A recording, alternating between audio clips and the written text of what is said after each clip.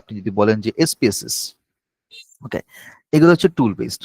So এই টুল based জবগুলোতে বা এই টুল বেসড লার্নিং এ একটা সুবিধা হচ্ছে যে আপনি এইটা জানার জন্য আপনার ব্যাকগ্রাউন্ড সায়েন্স হইতে হবে, নট নেসেসারি। তাহলে এরা কারা করতে পারে? তাহলে খুবই স্বাভাবিক, নন সায়েন্স যারা আছে তারা করতে পারবে, অথবা নন ইঞ্জিনিয়ারিং যারা আছে তারা করতে পারবে। তাহলে আপনার উত্তরটা কিন্তু এখানে আমি চলে আসছে, আপনার উত্তরটা কিন্তু আপনি পেয়ে যাচ্ছেন। এখন কেউ যদি বলে আমাকে যে ভাইয়া আমি তো সায়েন্সও জীবনে কোনোদিন পড়ি নাই, আমি তো বিজনেসে পড়াশোনা করেছি, আমি তো আর্টসে পড়াশোনা করেছি, আমি তো অ্যাকাউন্টিং এ পড়াশোনা করছি, তো তাহলে আমি কি করব? তো তখন হচ্ছে যে এই টুল বেসড যেই জবগুলো রয়েছে সেগুলোতে আপনি অ্যাপ্লাই করতে পারবেন, বা সেটার জন্য আপনি নিজেকে তৈরি করতে পারবেন, যেখানে আপনার খুব ইনডেপথ কোডিং এর প্রয়োজন নাই। এখন প্রশ্ন হতে পারে যে এইটা কি ধরনের জব, মানে ডেটা সায়েন্সের কোন জবগুলোতে আমি নন সায়েন্স অথবা নন ইঞ্জিনিয়ারিং ব্যাকগ্রাউন্ড থেকে আসার পরেও আমি ডেটা সায়েন্সে ক্যারিয়ার করতে পারবো। এক্ষেত্রে বাংলাদেশের পার্সপেক্টিভে যদি বলি, দুইটা জব হচ্ছে খুবই রিলেভেন্ট এবং খুবই লুক্রেটিভ এবং খুবই মানে আপনার এটা ক্যারিয়ার গ্রোথ করার একটা খুব ভালো একটা অপশন। একটা হচ্ছে বিজনেস অ্যানালিটিক্স, অথবা এটাকে আরেকটা নাম দেওয়া হয়, সেটা হচ্ছে বিজনেস ইন্টেলিজেন্স অ্যানালিটিক্স অথবা বিজনেস অ্যানালিস্ট। আর এটা হচ্ছে ডেটা অ্যানালিস্ট। তো এই দুইটা সেক্টরে কারা যেতে পারবে? যারা কিনা নন সায়েন্স নন ইঞ্জিনিয়ারিং থেকে আসছে তারা। এখন যদি আমি বলি যে তাহলে আমরা যারা ইঞ্জিনিয়ারিং ব্যাকগ্রাউন্ড থেকে আসছি বা যারা আমরা সিএসসি ব্যাকগ্রাউন্ড থেকে আসছি, তাহলে সেক্ষেত্রে সিএসসি অথবা ইঞ্জিনিয়ারিং থেকে যদি আমরা আসি, তাহলে আমার জন্য আসলে কোনটা ভালো? আপনার জন্য অবশ্যই এইটাতে আপনি যেতে পারবেন, আপনার জন্য ইজি হবে। আর যদি বলেন যে না ঠিক আছে আমি অন্য এরিয়াগুলোকে এক্সপ্লোর করতে চাচ্ছি, তাহলে সেক্ষেত্রে আপনার জন্য ডেটা সায়েন্টিস্ট খুব ভালো একটা অপশন, মেশিন লার্নিং ইঞ্জিনিয়ার, তারপর হচ্ছে ডেটা ইঞ্জিনিয়ার।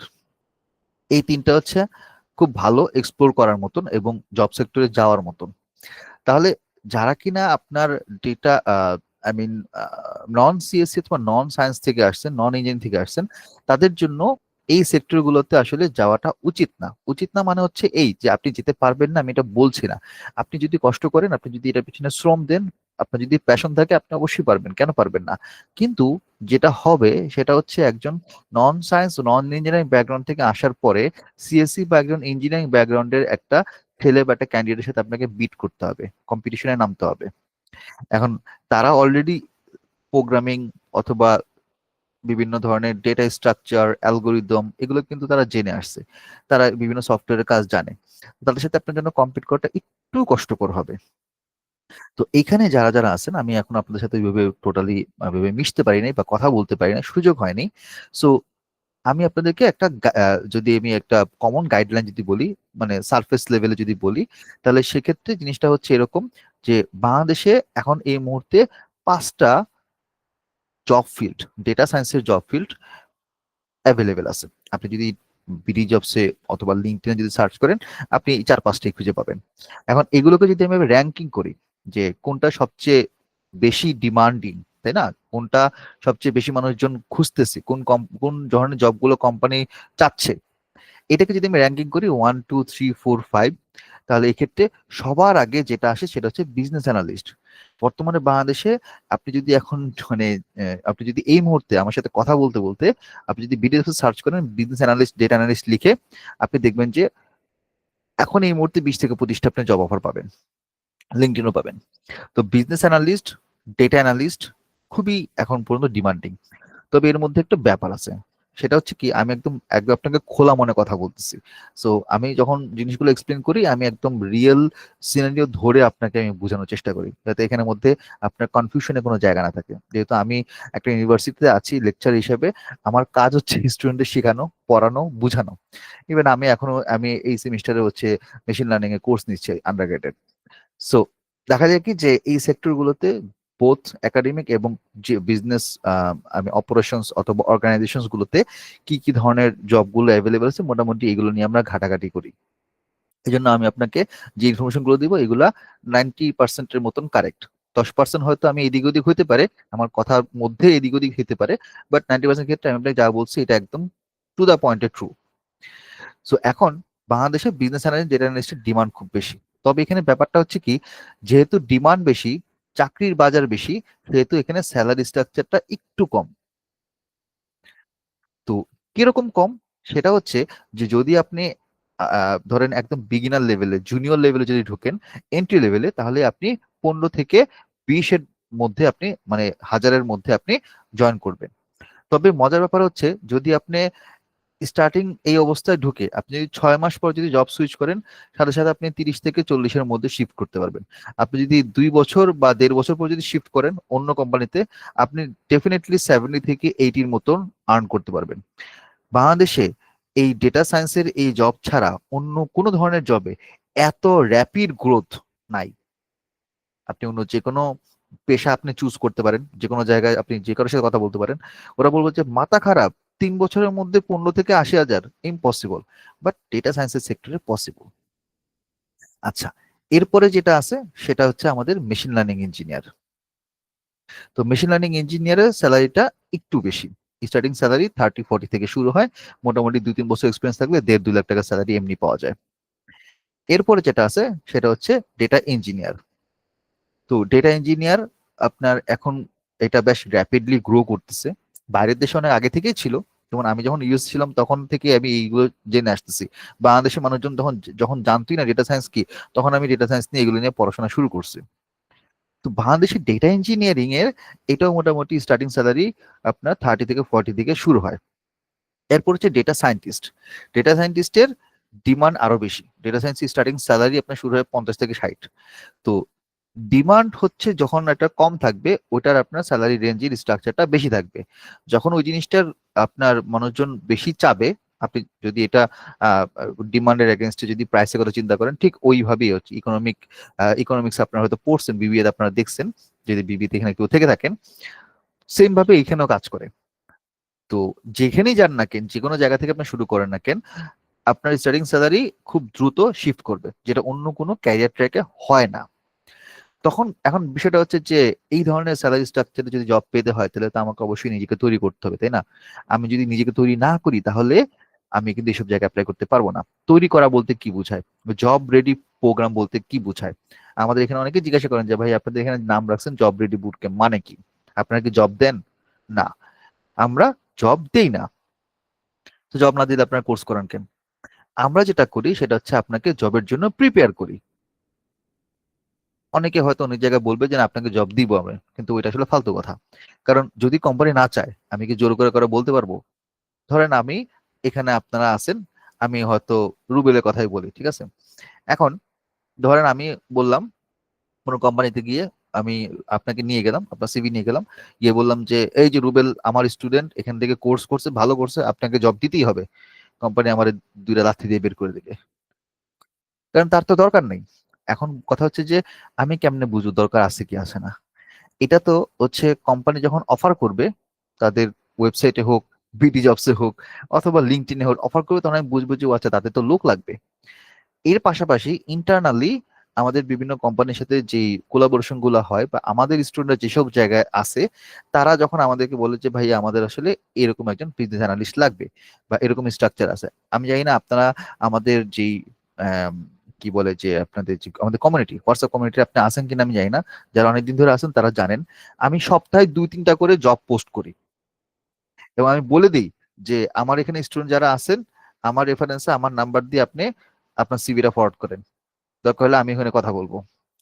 যদি আমার সামর্থ্য থাকে, আমি বলতেছি না যে সব জায়গায় কথা বলতে পারবো, যদি আমার সামর্থ্য থাকে আমি অবশ্যই আপনার ব্যাপারটা দেখবো, বা আমি সিভিটা ফরওয়ার্ড করে আমি আপনাকে অ্যাটলিস্ট ইন্টারভিউ বোর্ড পর্যন্ত নিতে পারবো।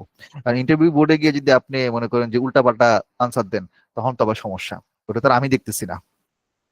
তো এই জন্য কথা হচ্ছে যে আমরা জব দিচ্ছি না, এটা আমি 5 বছর ধরে একই কথা বলতেছি, মানে তোতা পাখির মতন, যে ভাই আমরা জব দিই না, আমরা আপনাকে জবের জন্য তৈরি করব, ফুললি রেডি করব। তো আপনি যদি রেডি হইতে চান, আপনি যদি নিজেকে প্রিপেয়ার করতে চান, তাহলে এই জবের জন্য যা যা টুলস, যা যা লার্নিং নলেজ থাকা দরকার, শেখা দরকার, আমরা আপনাকে, মানে আপনাকে বলতে গেলে ঘাড়ে ধরে জোর করে হলেও শিখাবো। মানে এটা আমি মজা করে বলি যে আমাদের এখানের মধ্যে পলিসি হচ্ছে যে আপনি শিখবেন, আপনার ঘাড় শিখবে। সো আমরা ওইভাবে আপনাকে প্রেসার দিয়ে প্রতি সপ্তাহে কুইজ অ্যাসাইনমেন্ট এরকম দিয়ে দিয়ে, মানে প্রতি ক্লাসে বিভিন্ন ছোটখাটো এরকম কোশ্চেন অথবা ভাইবা নিয়ে নিয়ে হচ্ছে আপনাকে রেডি করব। তো কোর্সের শুরুতে আপনি যখন একদম জিরো লেভেলে থাকবেন, কোর্সটা শেষ করার পরে আপনি ওই কনফিডেন্সে বলতে পারবেন যে না আমি তো, আমার একটা পোর্টফোলিও তৈরি হয়েছে, আমার 4-5টা প্রজেক্ট তৈরি হয়েছে, আমি এই প্রজেক্টগুলো আমার সিভিতে, আমার আমি রিজুমিতে অ্যাড করতে পারবো, আমি লিঙ্কডইনে অ্যাড করতে পারবো, এবং আমি এই সার্টিফিকেশন অথবা মানে অন্যান্য যে সকল প্রজেক্টগুলোর যে একটা পোর্টফোলিও সেটা আমি রেডি করতে পারবো। রেডি যখন হয়ে যাবে তখন আপনি জবের জন্য ফুললি অ্যাপ্লাই করতে পারবেন তখন। আর এছাড়া আমাদের এখানে টপ স্টুডেন্ট যারা আছে তাদের সিভি গুলো তো আমরা ফরওয়ার্ড করছি, এবং দেখা যায় যে আমরা যদি এরকম হয় যে কোনো একটা কোম্পানিতে, আমি যেমন ধরেন আমি রিসেন্টলি কয়েক মাস আগের কথাই বলি, আম, আপনার আকিজ রিসোর্সেসে আমার একটা পরিচিত বড় ভাই আছে, আমাদের এখান থেকে কোর্স করছিল 2022-এ, এখন উনি এখানের মধ্যে সিনিয়র ডেটা অ্যানালিস্ট হিসেবে আছেন। তিনি আমাকে বলছে যে ভাই আমাকে 4-5টা সিভি দেন। আমি এরকম 6-7টা সিভি দিছি। তো ওদেরকে এর মধ্যে থেকে 3জনকে ডাকছে, সরি, এখান থেকে 3জন থেকে আবার 2জনকে শর্ট লিস্ট করছে। এখন হচ্ছে ওদের আবার হচ্ছে মানে হেড বা কে যেন হচ্ছে দেশের বাইরে আছে গত 1-1.5 মাস ধরে, তো এই জন্য একটু হট আছে। বাট আমি আবার রিসেন্টলি কয়দিন আগে কথা বলছি, বলে যে হ্যাঁ ওইটা এখনো ওকে আছে, আসলে হচ্ছে আমরা আবার ডাকবো। তো এখন বিষয়টা হচ্ছে যে এই যে আপনাকে আমি একটা সুবিধা করে দিচ্ছি, এই সুবিধাটা আমি কেন দিচ্ছি? কারণ আমি জানি যে আপনি আমাদের এখান থেকে ভালো করছেন। কিভাবে ভালো করছেন? মোটামুটি 80%-এর উপরে মার্কস পাইছেন। কিভাবে মার্কস পাইছেন? আপনি কুইজ ঠিক মতো দিয়েছেন, আপনি ক্লাসে ঠিক মতো অ্যাটেন্টিভ ছিলেন, আপনি ক্লাসের মধ্যে কোশ্চেন করলে কোশ্চেন পারছেন, আপনি অ্যাসাইনমেন্ট ঠিক মতো সাবমিট করছেন, সবকিছু আপনি ঠিকভাবে করছেন। তাহলে আপনাকে তো আটকায় রাখার আমার কোনো অধিকার নেই। আপনি যেখানে যাবেন আমি আপনাকে ওই জায়গাতে যাওয়ার জন্য আমার পক্ষ থেকে, আমি সাকিব আমার পক্ষ থেকে যতটুকু সম্ভব আপনাকে সাপোর্টটা দেবো। বাদ বাকি ইন্টারভিউ বোর্ডে গিয়ে তার আমি বসে থাকবো না আপনার পাশে, তাই না? আপনার উত্তর দেবো না, উত্তরটা আপনাকে দিতে হবে। তো এই হচ্ছে মোটামুটি একটা আইডিয়া। তো এখন আমাদের যেই এই যে কোর্সটা মেশিন লার্নিং, এই কোর্সটা হচ্ছে ডেটা সায়েন্টিস্ট বা এমএল ইঞ্জিনিয়ার হওয়ার জন্য যে রোড ম্যাপ, এই রোড ম্যাপের একটা পোর্শন। এখন বলবেন যে ভাইয়া এরকম একটা পোর্শন কেমনে হয়, আমি তো পুরো শিখতে আসছি। তো যদি আপনি একজন ডেটা সায়েন্টিস্ট বা মেশিন লার্নিং ইঞ্জিনিয়ার হিসেবে নিজেকে ক্যারিয়ার করতে চান, আমি কেন, আমার বাপ দাদা 14 গোষ্ঠী আপনাকে 2 মাসের জীবনে শেখাই দিতে পারবে না। যারা বলে যে শেখাতে পারবে তারা আসলে ভুল ভুল কথা বলে, এটা সম্ভব না। আপনাকে এটার পেছনে অন্তত 8 থেকে 10 মাস ডেডিকেটেডলি টাইম দিতে হবে। আপনি যদি মনে করেন যে না আমি এই টাইম দিতে পারবো, আপনি কোর্স করেন। যদি বলেন যে না ভাই আমি পারবো না, আমি ভয় পেয়ে গেছি, তাহলে আপনি এখানের মধ্যেই লিভ নিতে পারেন বা আপনি এখানের মধ্যে স্টপ করতে পারেন। ব্যাপারটা হচ্ছে যে একটা কোম্পানি আপনাকে 40-50 হাজার টাকা স্যালারি দিবে, এবং আপনি ডিরেক্ট আপনার আপার লেভেলে অথবা মনে করেন যে আপনার সিনিয়র লেভেলে যে টিম আছে বা হচ্ছে আপনার সিইও বা ম্যানেজিং ডিরেক্টর, তার সাথে আপনি কাজ করবেন। এই সুযোগটা কিন্তু আবার আমার সবার ক্ষেত্রে হয় না। এখন প্রশ্ন হচ্ছে যে আপনাকে বা এই ধরনের জবে কেন সিনিয়র পজিশনের সাথে, সিনিয়র বলতে একদম হাইলি সিনিয়র, মানে আপনি ধরেন হচ্ছে এক্সিকিউটিভ লেভেলে আছেন, আপনাকে কাজ করতে হবে সরাসরি সিইও সিটিওর সাথে। এখন কথা হচ্ছে যে কেন? কারণ একটা কোম্পানির আয়, ব্যয়, প্রফিট লস ডিসিশন ডিপেন্ড করতেছে ওই কোম্পানির ডেটার উপরে।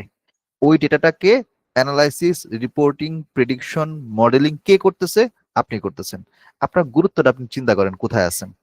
তো যারা এই কাজটা করে, ভালোভাবে করে, তাদেরকে কোম্পানি একরকম মাথা তুলে রাখে, ছাড়তে চায় না। আমি রিসেন্টলি গত মাসে একজন আমাদের রেস্টুরেন্টের কথা বলতেছিলাম, সে একটা অফার পাইছে হচ্ছে কি 25K। ভালো কথা। আমি বলছি ঠিক আছে আপনি জয়েন করেন, ভালো, কনগ্রাচুলেশন। তার 2 সপ্তাহ পর আমাকে নক করে বলে ভাইয়া আমাকে আরেকটা জায়গাতে নক করছে, ওখানে কত দিচ্ছে, 30 বা 28-এর মধ্যে দিচ্ছে। আমি বললাম আপনি কি করবেন? 28 যেখানে দিচ্ছে ওখানে হচ্ছে টিমটা ছোট, 25K যেখানে দিচ্ছে টিমটা হচ্ছে বড়। আমি বললাম যে আপনি টাকাটার কথা বাদ দেন, আপনি টিমের সাথে যদি থাকেন আরো ভালো শিখতে পারবেন। 3,000 টাকার জন্য আপনার কোনো খুব একটা প্রবলেম হবে না। তো শুরুতে স্টার্টিং এরকম স্যালারি থাকে, বাট ওই যে কাজ শিখতে শিখতে আপনার একটা ভালো পজিশনে চলে যাবেন। এবং যারা এই সেক্টরে কাজ করে বা এই সেক্টরে জব করে, তাদের সাথে ডিরেক্ট লিয়াজো হয় হচ্ছে কোম্পানির মালিকের সাথে। কারণ কোম্পানির মালিক জিজ্ঞেস করবে যে আমার কোম্পানিতে সামনের মাসে অথবা তার পরের মাসে আমার এই পরিমাণ রেভিনিউ তুলতে হবে, কেমনে তুলবো আমাকে বলো। তো একজন অ্যানালিস্ট হচ্ছে এই অ্যানালাইসিস করে, মডেলিং করে, মেশিন লার্নিং মডেল বা বিভিন্ন ধরনের টুলস ইউজ করে অ্যানালিসিসের মাধ্যমে রিপোর্টিং করে, এবং আরো অন্যান্য ইনডেপথ বিভিন্ন আপনার ট্রেন্ড বা হচ্ছে আপনার যেই কি বলে যে এখান থেকে বিভিন্ন ধরনের আউটকাম বের করবে, রিসার্চ করে তখন তারা বলবে যে হ্যাঁ এইভাবে করলে আপনি পারবেন, এবং কোম্পানি আপনার কথা বিলিভ করবে। আপনার কথা মতোই সে চলবে। তো এরকম একটা ভ্যালুয়েবল পজিশনে আপনাকে যখন দিবে, আপনাকে স্যালারিও বেশি দিবে এবং আপনি ভালো কাজ করলে আপনাকে ধরে রাখার চেষ্টা করবে। তো এখন হচ্ছে কি, একজন ডেটা সায়েন্টিস্ট বা মেশিন লার্নিং ইঞ্জিনিয়ারের জন্য যে কয়েকটা জিনিস আমার না শিখলেই নয়, একদম বেসিক, মানে একদম মাস্ট শিখতে হবে, এর বাইরে কোনো মাফ নাই। সেটা হচ্ছে স্ট্যাটিস্টিক্স। আপনি যদি আমার কথা বিশ্বাস না করেন, আপনি ইউটিউবে ঘাটেন, আপনি চ্যাট জিপিটি ঘাটেন, যে ঠিক আছে যদি data science machine learning engineer হতে চাই আমাকে কি শিখতে হবে, এ সবার আগে বলবো যে ভাই আপনি এটা শিখেন। যাকেই বলেন, যারা এই সেক্টরে জব করতেছে। আচ্ছা, স্ট্যাটিস্টিক্স কে বলা হয় the brain of data science. Data সায়েন্সের মূল ব্রেইন হচ্ছে স্ট্যাটিস্টিক্স থেকে। আমরা এখন যত ধরনের AI model, deep learning model, machine learning model যা যা আমরা দেখতেছি, বিভিন্ন অ্যাপ দেখতেছি বা বিভিন্ন চ্যাট জিপিটি, গ্রোক, জেমিনাই যা দেখতেছি, সবগুলোর একদম ফান্ডামেন্টাল জায়গা, একদম গ্রাউন্ড লেভেলে স্ট্যাটিস্টিক্স কাজ করতেছে। এটার উপর বেস করে সব তৈরি হচ্ছে। আর কি লাগবে? আপনাকে ল্যাঙ্গুয়েজ শিখতে হবে, প্রোগ্রামিং ল্যাঙ্গুয়েজ। আপনি পাইথন দিয়ে শুরু করবেন, because Python is the most popular এবং কমন প্রোগ্রামিং ল্যাঙ্গুয়েজ এই ডেটা সায়েন্স সেক্টরে। সাথে আর শিখতে পারলে ভালো, পরে শিখলেও চলবে, বাট শিখে রাখতে পারেন। আর কি লাগবে? আপনাকে এখান থেকে মেশিন লার্নিং মডেল গুলো যে তৈরি করতে হয় তার জন্য আপনার স্ট্যাটিস্টিক্স বেসিক তো থাকা লাগবে, অ্যাডভান্স লেভেল জানা লাগবে।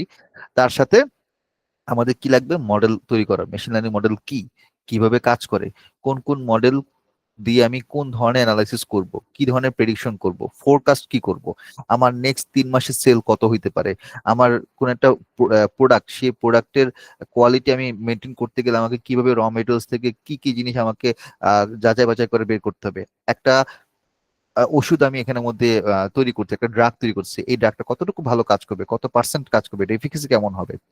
অথবা আমি হচ্ছে একটা কোম্পানির হচ্ছে ইম্পর্টেন্ট কিছু সেলস অথবা প্রোডাক্টের ডেটা নিয়ে কাজ করতেছি এবং কিছু হিউম্যান ইন্টারাকশন নিয়ে কাজ করতেছি। তাহলে আমি কতজন কাস্টমারকে রিচ করতে পারবো, কিভাবে আমার বিজনেস স্ট্র্যাটেজি সাজালে আমি বেশি সেল নিতে পারবো। এই যে কোশ্চেন গুলো আসে, এই কোশ্চেন গুলা কে করে? কোম্পানি হায়ার ম্যানেজমেন্ট করে। কাকে করবে? আপনাকে করবে। আপনার কাজ হচ্ছে যে এই প্রশ্নের উত্তর বের করা, যার জন্য আমার ডেটার উপরে একটা খুব ভালো দখল থাকা দরকার এবং মেশিন লার্নিং মডেল শেখা দরকার। তো আমরা এই মেশিন লার্নিং মডেলের একদম আদ্যপান্ত, বেসিক থেকে শুরু করে অ্যাডভান্স পর্যন্ত যা যা আছে এই জিনিসটার উপর আমরা এই কোর্সের মধ্যে ফোকাস করতেছি। হ্যাঁ, পাইথন থাকবে। পাইথনের জন্য প্রি রেকর্ডেড ভিডিওস গুলো আমরা দিয়ে দিব। ইনফ্যাক্ট আজকের ক্লাসের পরে আমি কমিউনিটি গ্রুপে এবং আমাদের 2517 এর যে গ্রুপটা রয়েছে সেই গ্রুপে আমি পাইথনের প্রথম 2টা ফান্ডামেন্টাল ভিডিওটা দিয়ে দিব আপনাদেরকে, যাতে আপনারা দেখে একটা আইডিয়া পান। ওগুলো আমার ভিডিও, আমি আমি ক্লাস নিছি, আমার ক্লাসের ভিডিও। আর আমাদের এখানের মধ্যে 2জন মেন্টর ক্লাস নিবেন। Mahanur Alam already I guess আমাদের এখানের মধ্যে জয়েন হয়ে আছেন। Mahanur, are you there? Mahanur Alam আসসালামু অলরেডি। আলাইকুম, আমাকে শোনা যাচ্ছে? ওয়ালাইকুম আসসালাম। হ্যাঁ, শুনতে পাচ্ছি। ওকে, থ্যাংক ইউ। আর আরেকজন হচ্ছে আপনার হচ্ছে ইফাত। তো ইফাত হচ্ছে জয়েন করবে। প্রথমে মাহানুর 6-7টা ক্লাস নিবে, বেসিক ফান্ডামেন্টাল মেশিন লার্নিং এর পোর্শনটা কভার করবে এবং তারপরে ইফাতের পার্ট শুরু হবে। এখন এই জিনিসগুলো আমি আপনাকে মুখে মুখে বলছি, কিন্তু অ্যাকচুয়ালি আপনি কোর্সের মধ্যে কি কি জিনিস শিখবেন সেটা এখনো কিন্তু আপনাকে বলা হয় নাই। তো আমি আপনাকে ওই জিনিসটা এক্সপ্লেন করে বাকি আপনাদের কাছে প্রশ্ন নিব এবং তারপর মাহানুর আজকের ক্লাসের প্রথমে কিছু বেসিক ইন্ট্রোডাকশন আপনাদেরকে দিবে। তা আমি প্রথমে চলে যাই যে আমাদের এমএল বেসিক। তো আপনারা জানেন যে আমাদের এই নভেম্বর মাসে 11/11 অফার চলছে এবং এই অফারে আমাদের 4টা কোর্সের উপর 50% ডিসকাউন্ট আছে। তো এর মধ্যে প্রথমে ডেটা ইঞ্জিনিয়ারিং, যেটা অলরেডি শুরু হয়ে গেছে, যদিও এখনো এনরোলমেন্ট আমরা নিচ্ছি, বাট ক্লাস শুরু হয়ে গেছে, 3টা ক্লাস হয়েছে। এমএল বেসিকের আজকে প্রথম ক্লাস, আজকের আমরা প্রথম ক্লাস হিসেবে ধরি না, কারণ আজকে একটা জাস্ট ইন্ট্রোডাক্টরি ক্লাস। আমি আপনার সাথে কথা বলতেছি, আপনারা আমার সাথে কথা বলবেন, আপনাদের কোশ্চেন আনসার গুলো আমি দিব, সেই জন্য আজকের ক্লাসটা আমরা কাউন্ট করি না। আমাদের মেইন ক্লাস শুরু হবে বুধবার দিন, যেহেতু আজকে রবিবার, 2 দিন, সপ্তাহে 2 দিন, রবিবার এবং বুধবার। আর এরপর হচ্ছে এসকিউএল এবং বিগ ডেটা, যেটা শুরু হবে 26 তারিখ থেকে। আর বি অ্যানালিটিক্স যেটা, এটা শুরু হবে আপনার 30 তারিখ আমরা বলছি, বাট শিডিউলের কারণে সেটা 1 তারিখ থেকে শুরু হবে। তো ওগুলো সম্পর্কে যদি আপনাদের কোশ্চেন থাকে আমি আনসার দিব, বাট আমাদের আসলে যেই মেইন কোর্সটা যেটার জন্য আমরা আজকে আসছি, এটা আপনাকে আমি একটু থরলি এক্সপ্লেন করে দেই। সো এখানে আমার এটা 90তম ব্যাচ। আচ্ছা, 1.5 মাস না, এটা হবে টোটাল 2 মাস, মানে 14-15টা ক্লাস আর কি। সো টোটাল হচ্ছে 16টা ক্লাসের মতো হবে। তো এখানে আপনার শুরু হবে কি দিয়ে? ডাইরেক্ট মেশিন লার্নিং এর বেসিক থেকে। এখন এই মেশিন লার্নিং এর বেসিকটা শিখতে গেলে আপনার রিলেভেন্ট মানে এটার সাথে অ্যাসোসিয়েটেড কিছু স্ট্যাটিস্টিক্স এর নলেজ থাকা দরকার, বেসিক স্ট্যাটিস্টিক্স। তবে চিন্তা কোনো কারণ নেই, ওই বেসিক স্ট্যাটিস্টিক্স এর প্রি রেকর্ডেড ভিডিও আমরা আপনাকে দিয়ে দিব। তো ফার্স্টে লাইভ ক্লাস থেকে শুরু হবে। এখানে মেশিন লার্নিং এর পরিচিতি, ফান্ডামেন্টাল, আপনি মেশিন লার্নিং মডেলটা কোথায় অ্যাপ্লাই করতেছেন বা এটার জন্য আমার আইডিই কোন আইডিই তে আমি কাজ করব, এবং তার সাথে পরের ক্লাসে আমরা পাইথনের কিছু বেসিক অপারেশনস দেখব। এরপরে এই যে আমরা একটা মেশিন লার্নিং মডেল তৈরি করছি, আমরা তো ডেটা এক জায়গা থেকে নিচ্ছি, নিয়ে সেটার উপর অ্যানালাইসিস করছি, এটার উপর আমরা বিভিন্ন প্রেডিকশন করছি। এখন এই ডেটাটা ঠিক আছে কিনা, এই ডেটাটা আমার এই মডেলে ডেপ্লয় করার জন্য সেটা অ্যাপ্রোপ্রিয়েট কিনা, বা এটা সুইটেবল কিনা, এগুলোর জন্য আমাদের ডেটা কি করতে হয়? প্রি প্রসেসিং করতে হয় এবং ফিচার ইঞ্জিনিয়ারিং কাজ করতে হয়। এই কাজগুলো বলতে কি বোঝায়? যে ডেটার বিভিন্ন ধরনের ক্যাটাগরিক্যাল বা নিউমেরিক্যাল ভ্যালুগুলোকে চেক করা, সেগুলো কোনো মিসিং অথবা ডেটা অথবা আউটলায়ার গুলোকে হ্যান্ডেল করা, লেভেল এনকোডিং করা, নর্মালাইজেশন করা, ডেটাকে ট্রান্সফরমেশন করা, এই ধরনের কাজগুলো আমার একটা মডেল তৈরি করার আগে করতে হয়, which we call this data pre processing. তো এই জিনিসটা ছাড়া কিন্তু আমরা একটা মডেল তৈরি করতে পারবো না। সো ফার্স্টে এই জিনিসটা আমরা আপনাদেরকে পুরো জিনিসটা আইডিয়া দিব। এরপর আসবে আমাদের রিগ্রেশন অ্যানালাইসিস। তো মেশিন লার্নিং মডেলের সবচেয়ে বেসিক ফান্ডামেন্টাল অ্যানালাইসিসটা হচ্ছে রিগ্রেশন অ্যানালাইসিস, এবং এই অ্যানালাইসিসটা করে আমরা ডেটার মধ্যে যে বিভিন্ন ফিচার্স থাকে, এই ফিচার গুলোর মধ্যে কি ধরনের রিলেশনশিপ গুলো আছে এবং ওই ফিচার গুলো একটার সাথে একটা কতটুকু কানেক্টেড, তাদের মধ্যে ট্রেন্ডটা কি হবে, সেটা আমরা দেখব এবং আমরা মডেল তৈরি করব এবং সেটা পারফরমেন্স ইভ্যালুয়েশন করব। এবং পারফরমেন্স ইভ্যালুয়েশন মানে বোঝায় কি? যে আমার মডেলটা কতটুকু ভালো। একটা মডেল দিলাম, তৈরি করলাম, ডেটা দিলাম, হয়ে গেল না, বিষয়টা আসলে এরকম কাজ করে না। We need to check whether this model is working fine or not. So এখানে কিছু চেক করতে হয়। যেমন ধরেন, আমি আপনাকে সহজ করে বলি যে আমরা ধরেন ওই যে বিভিন্ন সময় পরীক্ষা দিই, তাই না? আন্ডারগ্রেড লেভেলে অথবা বিভিন্ন জব সেক্টরে পরীক্ষা দিই, রিটেন পরীক্ষা থেকে, ভাইভা পরীক্ষা থেকে। রিটেন পরীক্ষায় কি করে? যে আপনাকে কিছু কোশ্চেন দেয়, আপনি কোশ্চেন আনসার গুলো জমা দেন, তারপর একজন সে খাতাটা চেক করে। ইউনিভার্সিটি লেভেলেও একজন ফ্যাকাল্টি টিচার সে খাতাটা চেক করে। খাতা চেক করে কি জাজ করে? যে সে ঠিকভাবে লিখছে কিনা, কোশ্চেনের আনসার ঠিকভাবে দিয়েছে কিনা।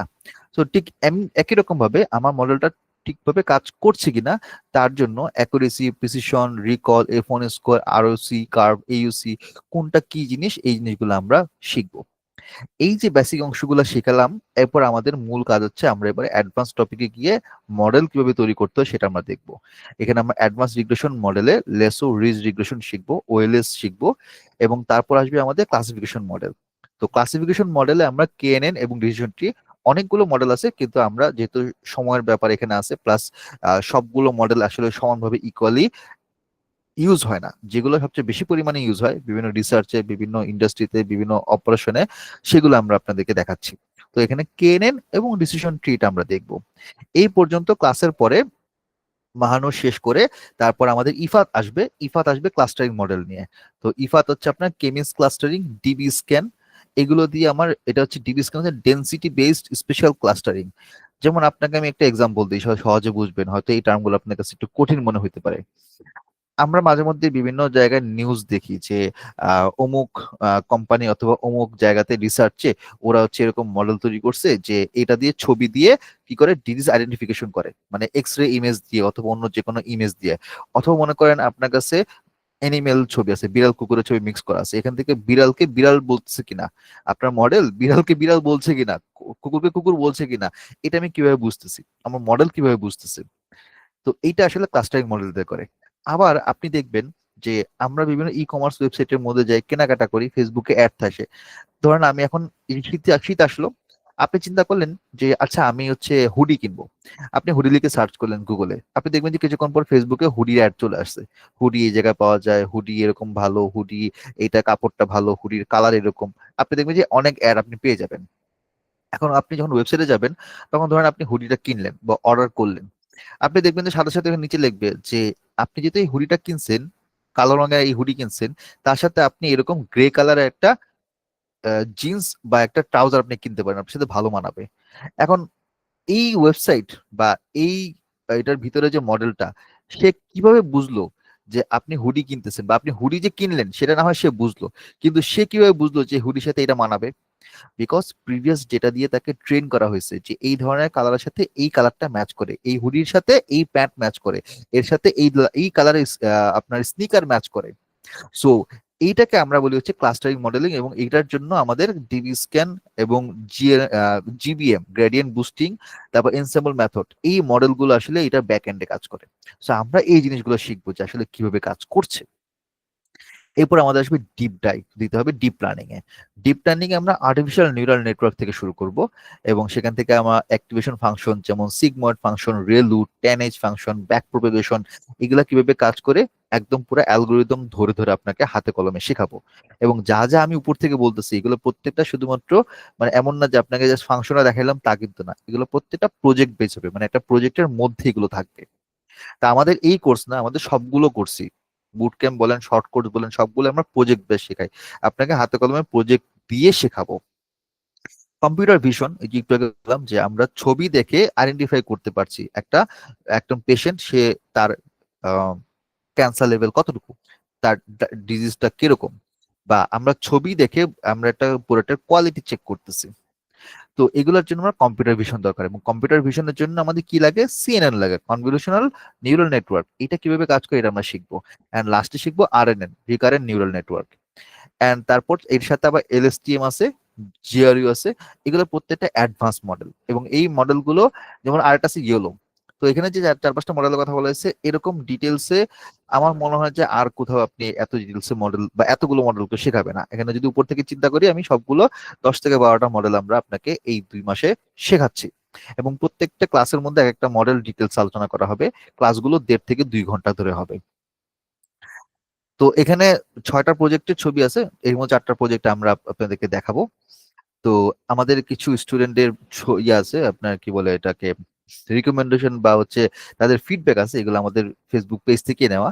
তো এখান থেকে আপনি দেখতে পারেন। এছাড়া আমাদের কিছু ডেমো ক্লাস আছে, আপনি যদি এই ওয়েবসাইটে আমাদের লিঙ্কে যান, আমি জানি না আপনারা দেখছেন কিনা, হয়তো অনেকেই দেখছেন, নিচে কয়েকটা ক্লাস আছে। এই ক্লাসের ভিডিওগুলো প্রত্যেকটা প্রায় 1.5 ঘন্টার মতন, আমাদের প্রিভিয়াস বা রিসেন্ট 2-3 মাসের আগের ভিডিও। আপনি এগুলো দেখলে আপনার একটা আইডিয়া হয়ে যাবে, এবং আরো কিছু অন্যান্য কোর্স সম্পর্কে আইডিয়া আছে, দেওয়া আছে, ইনফরমেশন দেওয়া আছে।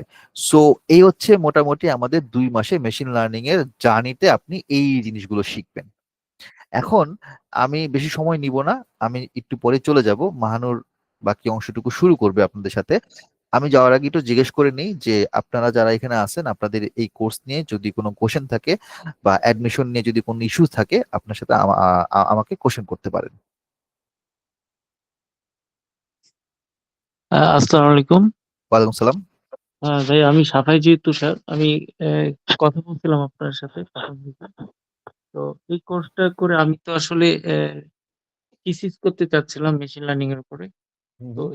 এই কোর্সটা কি আমার উপকার আসবে কিনা, হ্যাঁ, বা আসবে। আমি আমি কি রিসার্চ বেস কিনা এটা এই কোর্সটা? জি, এটা আপনার জন্য উপকার আসবে। আচ্ছা আচ্ছা, থ্যাংক হুম। ইউ। ওকে। আর কারো কোনো কোশ্চেন? হ্যালো, আসসালামু আলাইকুম ভাইয়া। জি, ওয়ালাইকুম সালাম। জি ভাইয়া, আমরা যারা মনে করেন যে আপনার 2 থেকে 3 বছর এক্সপিরিয়েন্স হয়ে গেছে আইটি সেক্টরে, তো তো মনে করেন যে এখন মেশিন লার্নিংটা শিখলাম, শেখার পর মানে দেখি ক্যারিয়ারটা কি এদিকে কি ডাইভার্ট করা যাবে, মানে পসিবিলিটি কিরকম একটু জানতে চাচ্ছিলাম বাংলাদেশের ক্ষেত্রে। হ্যাঁ, যাবে।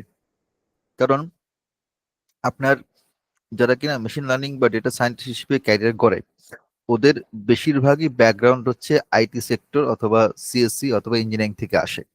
তো আপনি যদি ওই সেক্টর থেকে বা সরি ওই ব্যাকগ্রাউন্ড থেকে আসেন, তাহলে আপনার জন্য এই সেক্টরে আস্তে আস্তে সুইচ করাটা ইজি হবে। কিন্তু ভাই মানে প্রথম দিকে একটু মনে খুব হ্যাসেল হতে পারে না এটা তা তো একটু? হবে, এটা যে কোনো কিছুর প্রথম দিকে একটু হ্যাসেল হয়। ইভেন আপনি যদি ধরেন ফ্রিল্যান্সিং করতে চান ফাইবার আপওয়ার্কে, আপনি আপনার পোর্টফোলিও আপনার প্রোফাইল তৈরি করলেই যে আপনি তার পরদিন থেকে অর্ডার আসা পাওয়া শুরু করবেন, এটা কিন্তু না। সময় দিতে হবে এটার পিছনে। দেখা যায় কারো কারো 2-3 মাস 3 মাস সময় লাগে প্রথম অর্ডার পেতে। ও, আপনাকে একটু জিনিস বলি, সেটা হচ্ছে এই যে আমি ফ্রিল্যান্সিং এর কথাটা বললাম, আমি এই ব্যাপারে আপনাদেরকে আরেকটা আইডিয়া দিই। এই যে আমরা কোর্সটা করছি, এটা আসলে আমার ফ্রিল্যান্সিং সেক্টরে কিভাবে এরকম ভাবে হেল্প করবে, এটা একটু বলি। ধরেন আমি এখানের মধ্যে ফাইবারে গেলাম, হুম, আমি জানি না আমার অ্যাকাউন্টটা এখন ওইভাবে অ্যাক্টিভ আছে কিনা, বা আমি তারপরে একটু আপনাদেরকে একটা আইডিয়া দেই। আচ্ছা, এখানের মধ্যে এটা আমার নামেরটা এটা আছে, ওকে ফাইন। এখন ধরেন আমি এখানের মধ্যে লিখলাম মেশিন লার্নিং, আর কিছু না, জাস্ট আমি মেশিন লার্নিং লিখলাম। লিখলে আমি এখানের মধ্যে কি পাচ্ছি? আমি দেখলাম যে এখানে 5,000-এর উপরে রেজাল্ট আসতেছে, মানে এখানে বিভিন্ন প্রোফাইল আসতেছে এবং বিভিন্ন কাজ আসতেছে। তো এখানে আপনি দেখেন যে অনেক পার্সন এখানে আছে, বিভিন্ন কান্ট্রির অনেকে আছে, এবং তাদের স্টার্টিং আওয়ারলি রেট আপনি দেখেন 90, 95, 100, 150 এরকম থেকে শুরু। এবং এখানের মধ্যে যদি আমি এটাকে ক্যাটাগরি হিসেবে চিন্তা করি, তাহলে মেশিন লার্নিং এর আন্ডারে আপনার data engineering, data science, ML অনেকগুলো আছে। সার্ভিস অপশনের মধ্যে আপনি এখানের মধ্যে classification, clustering, image processing, decision tree, মানে আমরা যে মডেলগুলো দেখাচ্ছি এগুলো এখানের মধ্যে দেওয়া আছে। তার মানে আপনি এই মডেলগুলো ইউজ করতে পারবেন, বা এই মডেল গুলো ইউজ করতে দরকার পড়ে এরকম কোম্পানিগুলোর সাথে আপনি কাজ করতে পারবেন। তো এখানে কিছু সেলার যারা আছে তাদের ডিটেলস দেওয়া আছে। তার মানে তারা হচ্ছে এই সার্ভিস দিচ্ছে, আপনার পোর্টফোলিওটাও এরকম হবে। যেমন এটা হচ্ছে ইমেজ ডিটেকশন টাইপের, যে ভিডিও থেকে image detection, ML model deep learning project গুলো সে করাচ্ছে। সে 4টা প্রজেক্ট করাইছে দেখেন, আর তার রেটিং হচ্ছে 4.9, সেই স্টার্টিং হচ্ছে $90 থেকে। তো এরকম অনেকে আছে, আপনার 90, 255 এরকম অনেকে আছে। জি বলেন। একটা একটা হাত, মানে হাত তোলার পর যে সাউন্ড হয় সেই সাউন্ডটা হয়েছে।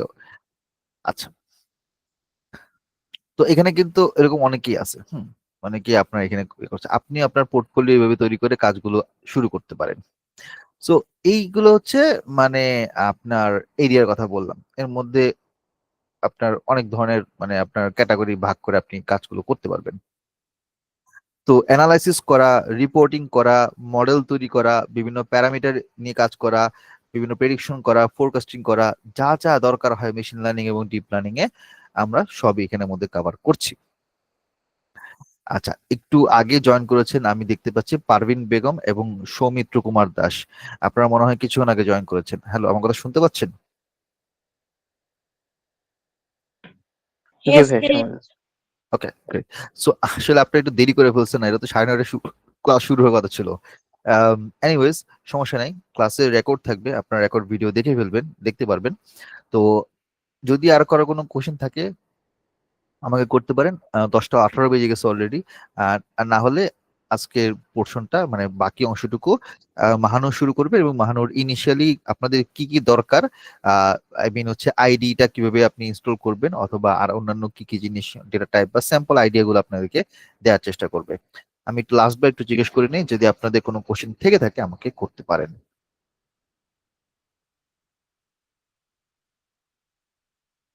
না ভাইয়া, প্রশ্ন নাই। Okay great. আচ্ছা, আমি তাহলে একটু আপনাদেরকে একটা প্রশ্ন করি, সেটা হচ্ছে এখানে কারা কারা আছেন যারা আমাদের কোর্সে এনরোল করছেন? আমি যতটুকু আমি শুনছি যে 5 জন এনরোল করছেন, এখানে কি 5 জন আছেন? কারা কারা এনরোল করছেন একটু হাত তুলেন। তৌফিকা নুসরাত, আপনি মনে হয় এনরোল করছেন। আচ্ছা, জি ভাইয়া। ওকে। বাকি আরো 3-4 জন ছিল, বাট আজকে দেখতে পাচ্ছি না। ওকে। সো আমরা হচ্ছে খুবই লিমিটেড স্টুডেন্ট নিয়ে কোর্স করাই। এটার একটা সুবিধা কি? সুবিধা হচ্ছে এই যে আমি আপনাকে ধরে ধরে নাম ধরে ধরে জিজ্ঞেস করতেছি, আচ্ছা আপনি এটা বুঝতেছেন, এটা পারতেছেন, আপনার কোনো কোশ্চেন আছে, আপনি পাল্টা আমাকে কোশ্চেন করলে আমি সেটা রিপ্লাই দিচ্ছি। এই যে একটা 1-to-1 একটা এনভায়রনমেন্ট আমরা নিচ্ছি, এটা শুধুমাত্র লিমিটেড স্টুডেন্ট থাকলেই পসিবল। 18-20 জন স্টুডেন্ট থাকলে পসিবল। দেখা যায় যে অন্যান্য জায়গায় 70, 80, 100, 150 জন নিয়ে একটা ব্যাচ হয়, ওখানে আপনি মেন্টরকে কোশ্চেন করার স্কোপ পান না, মেন্টর আপনার কথা শোনার স্কোপ পায় না। এবং দেখা যায় যে ওখানের মধ্যে আপনি পরবর্তীতে কোনো একটা প্রবলেম ফেস করলেন, আপনি জিজ্ঞেস করলেন, 2 দিন পর আপনি রিপ্লাই হয়তো পাবেন, অথবা অ্যাসিস্ট্যান্ট 1-2 জনকে রেখে দিছে আপনার এই কোশ্চেন সলভ করার জন্য। তো একজন এক্সপার্ট আর একজন অ্যাসিস্ট্যান্ট, দুজনের মধ্যে অবশ্যই পার্থক্য আছে, এটা আপনিও বুঝেন আমিও বুঝি। সো আমাদের এখানে যেটা হয় যে মেন্টর সরাসরি ক্লাসের মধ্যে আপনাকে কোশ্চেন করবে, আপনার কাছ থেকে কোশ্চেন নিবে, এবং ক্লাস শেষ করেই, মানে ক্লাসের মধ্যে ধরেন 10 জন থাকবে, 10 জনের সবাই বুঝছে এটা কনফার্ম হওয়ার পরে ক্লাস শেষ হবে। এটা হচ্ছে আমাদের এখানকার পলিসি। স্ট্রিক্ট পলিসি যে মেন্টর যখন ক্লাস নেবে 1.5 ঘন্টা 2 ঘন্টা ক্লাস নেবে, ক্লাসে সবাইকে জিজ্ঞাসা করবে যে আজকে ক্লাসে কোনো কোশ্চেন আছে কিনা। কোশ্চেন যদি না থাকে দেন তারপর ক্লাসটা শেষ হবে। এরকম হয় যে কোনো একটা টপিক নিয়ে ক্লাস শুরু করা হয়েছে 9:30টায়, 11টা 11:30 12টা বাজছে, তারপর বোঝানোর পরে মেন্টর ক্লাস শেষ করছে। এবং এই ব্যাপারে যদি কেউ কোনো সাপোর্ট না পায় যে আমি কোশ্চেন করছি মেন্টরকে, মেন্টরের আনসার দেয় নাই, অথবা যাই হোক আমি রিপ্লাই বা সাপোর্ট পাইনি, সাথে সাথে আমাদের টিমকে অথবা আমাকে আপনি বলতে পারেন যে আমি অমুক দিন এই প্রবলেম হয়েছে, মেন্টরের সাপোর্ট পাইনি। এরকম আসলে হয় না, এরকম কেস খুবই কম হয়। গত 5 বছর আমি হয়তো 4টা কেস পাইছি যে মেন্টর কোন একটা কারণে হয়তো আপনার রিপ্লাই দেয় নাই, বাট মোস্ট অফ দ্য কেসে আমাদের এখানকার যারা কোর্স করে ফুললি স্যাটিসফাইড। 97% পর্যন্ত আমাদের সাকসেস রেট, মানে হচ্ছে সরি স্যাটিসফ্যাকশন রেট। তো আপনি যখন শিখবেন, আপনি আপনাকে আমরা হাতে ধরে প্রত্যেকটা স্টেপ বাই স্টেপ আপনাকে বুঝাবো, যাতে আপনি এখান থেকে বুঝে তারপর যেতে পারেন। এবং আমরা সবাইকে এনকারেজ করি লাইভ ক্লাসে থাকার জন্য। আপনি যদি চিন্তা করেন আচ্ছা আমি টাকা দিলাম, কোর্স তো চলতেছে, ক্লাসের ভিডিও তো আমি পরে পাবোই, এটা তো কনফার্ম যে আপনি ভিডিও পাচ্ছেন, একদিন পরে আমরা আপনাকে দিচ্ছি। কিন্তু আপনি যদি চিন্তা করেন এইভাবে যে আমি এখন মানে পরে দেখলেও হবে, আপনি পিছায় পড়বেন।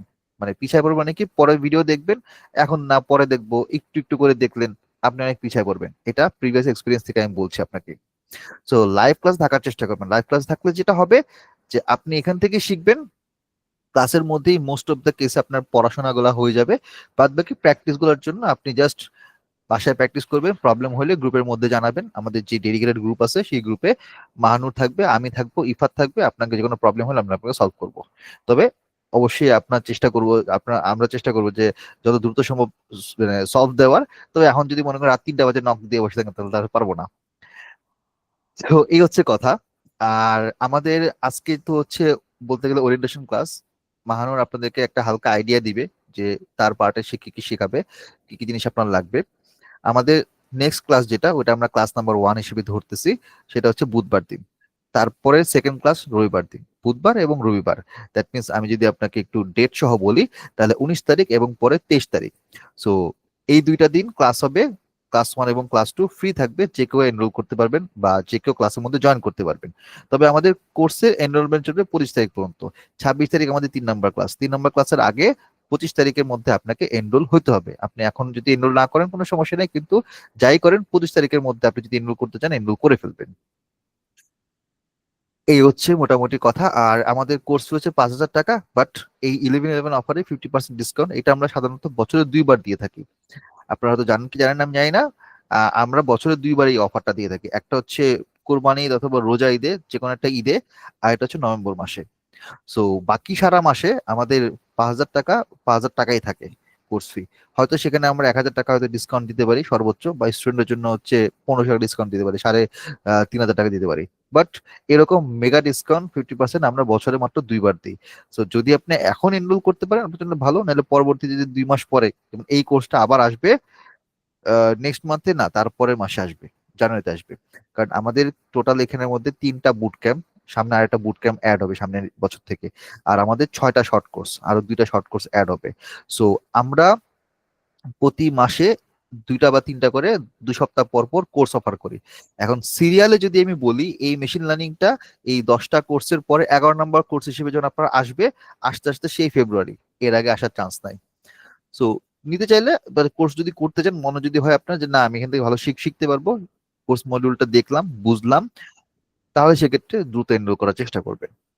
ওকে, আমি অনেক কথা বলছি, থ্যাংক ইউ সো মাচ। আমি একটু আমার স্ক্রিনটা অফ করে দিই, আমি এখন লিভ নিব। বাকি অল্প কিছু, যেহেতু সময় বেশি নাই, আধা ঘন্টা বা মতো 40 মিনিটের মতো সময় আছে, বাকিটা মাহানুর আপনাদেরকে ডিটেলসে বলবে কোর্স সম্পর্কিত সবকিছু। Thank you so much. আসসালামু আলাইকুম স্যার। আসসালামু আলাইকুম সবাইকে। আমার কথা কি শোনা যাচ্ছে? জি আপু। আচ্ছা, আমি স্ক্রিন শেয়ার করছি।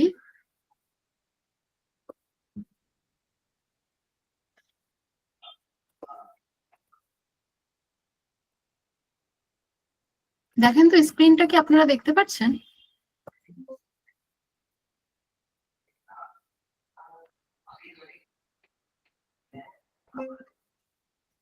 একটু হ্যাঁ, রেসপন্স ক্লিয়ার। করবেন, নাহলে আমি বুঝতে পারি না আসলে। ওকে। যেহেতু সময় খুবই কম, আমরা চেষ্টা করব কিছু বিষয় কভার করার। আজ হচ্ছে প্রথম ক্লাস, আপনারা যারা মেশিন লার্নিং ফান্ডামেন্টাল টু অ্যাডভান্সে হচ্ছে এনরোল করেছেন, তো আমরা কিছু বিষয় হচ্ছে আমরা জানার চেষ্টা করব।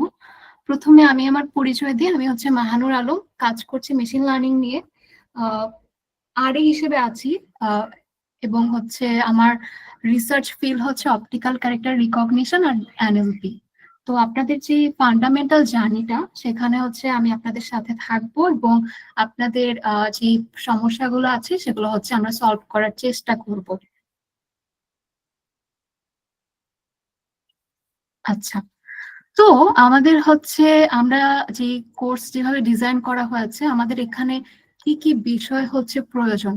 কারণ আমরা জানি এখানে অনেকে আসছে যেখানে হচ্ছে তারা হচ্ছে এই সাবজেক্টের সঙ্গে পরিচিত না, তারা ফ্যামিলিয়ার না। তো সেগুলো আমরা কিভাবে কোপ আপ করব। সবচেয়ে মজার বিষয় হচ্ছে আপনি হচ্ছে যখন শুরু করবেন আপনার কি কি প্রয়োজন হবে। প্রথমত হচ্ছে বেসিক পাইথন নলেজ।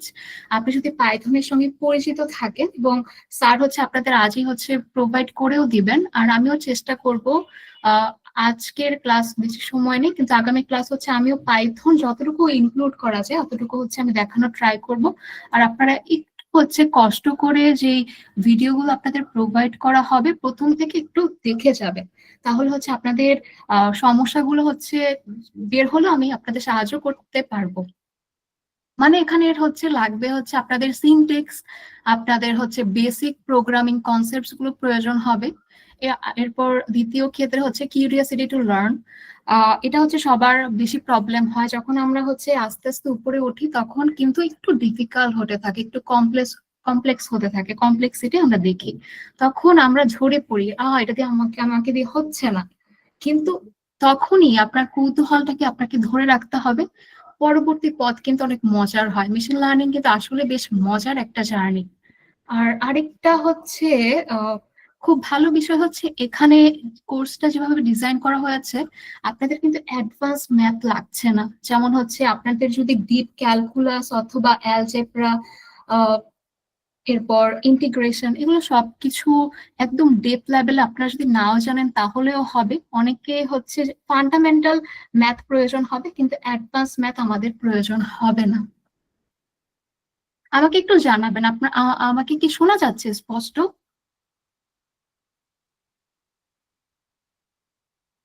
এভরিওয়ান, শোনা যাচ্ছে? জি আপু, ক্লিয়ার। আচ্ছা। এরপর আচ্ছা, আমরা একদম কিন্তু শুরু থেকে শুরু করেছি সবার জন্য যাদের মেশিন লার্নিংটা একদম প্রথম থেকে শুরু। তো what exactly is machine learning? Machine learning is a branch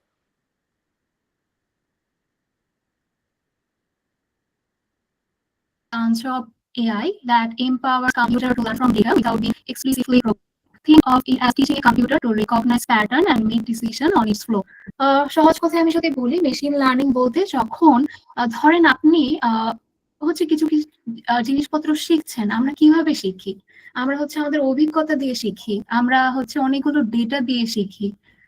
ঠিক তেমনই কিন্তু মেশিন লার্নিং এর ক্ষেত্রেও ও কিন্তু ডেটার সাহায্যে, অভিজ্ঞতার সাহায্যে কিন্তু বুঝতে পারে। যখন আপনি হচ্ছে মেশিনকে লার্ন করাচ্ছেন, মেশিনকে শেখাচ্ছেন, মেশিনকে আপনি এমন একটা পর্যায়ে নিয়ে গেছেন, মেশিনও হচ্ছে আপনার মতো কাজটা করতে পারছে।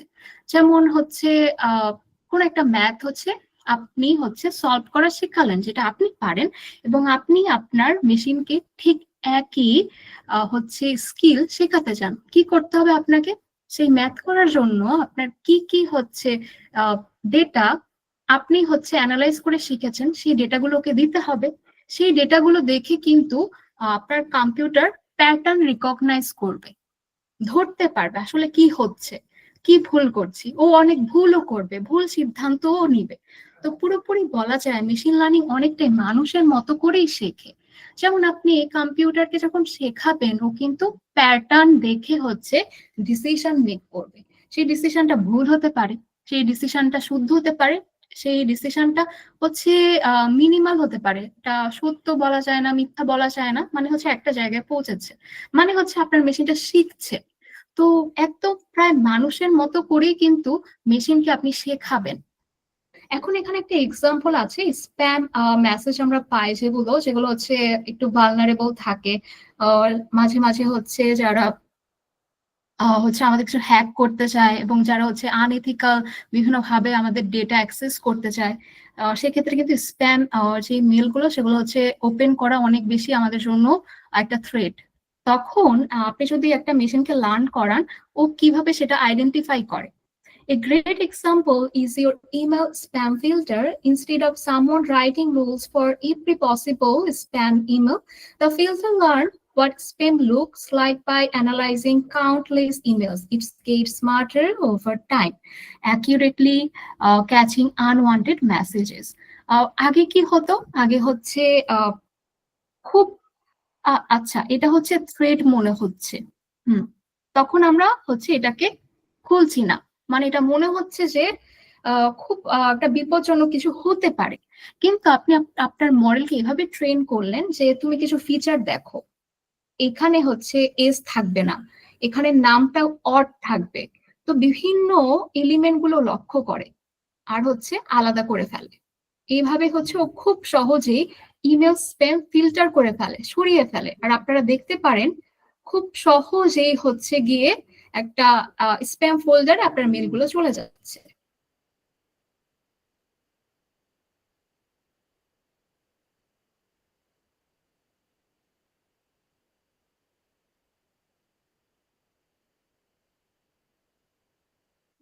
তো এইভাবেই কিন্তু মেশিন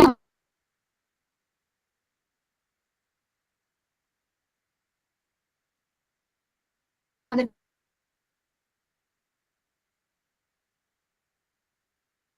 আজকে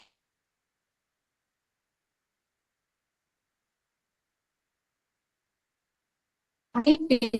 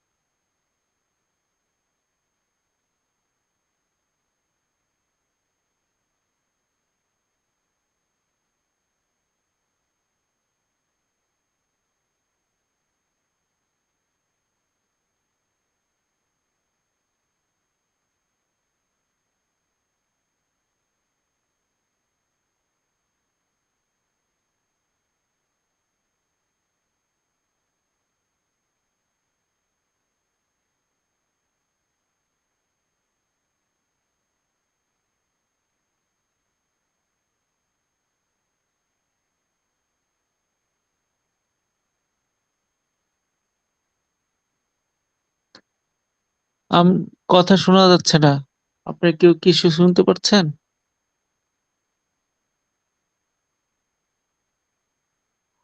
না, কিছুই শোনা যাচ্ছে।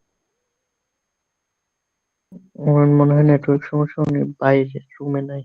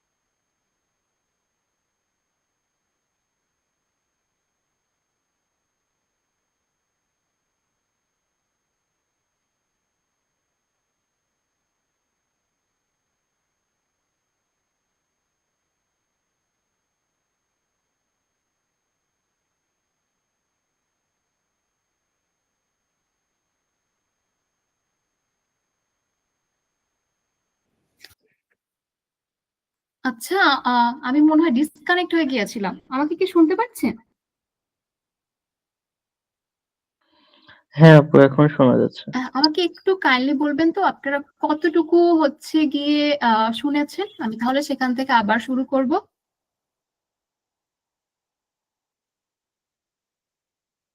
আমি ওই স্প্যাম ইমেল ডিটেকশনের শেষ পর্যন্ত শুনেছিলাম, বাট তারপর থেকে ডিসকানেক্ট হয়ে গেছিলাম। আমি ভাবছিলাম আমার প্রবলেম, তাই আমি লগ আউট আচ্ছা, করছিলাম। তাহলে আমি হচ্ছে আবার করছি।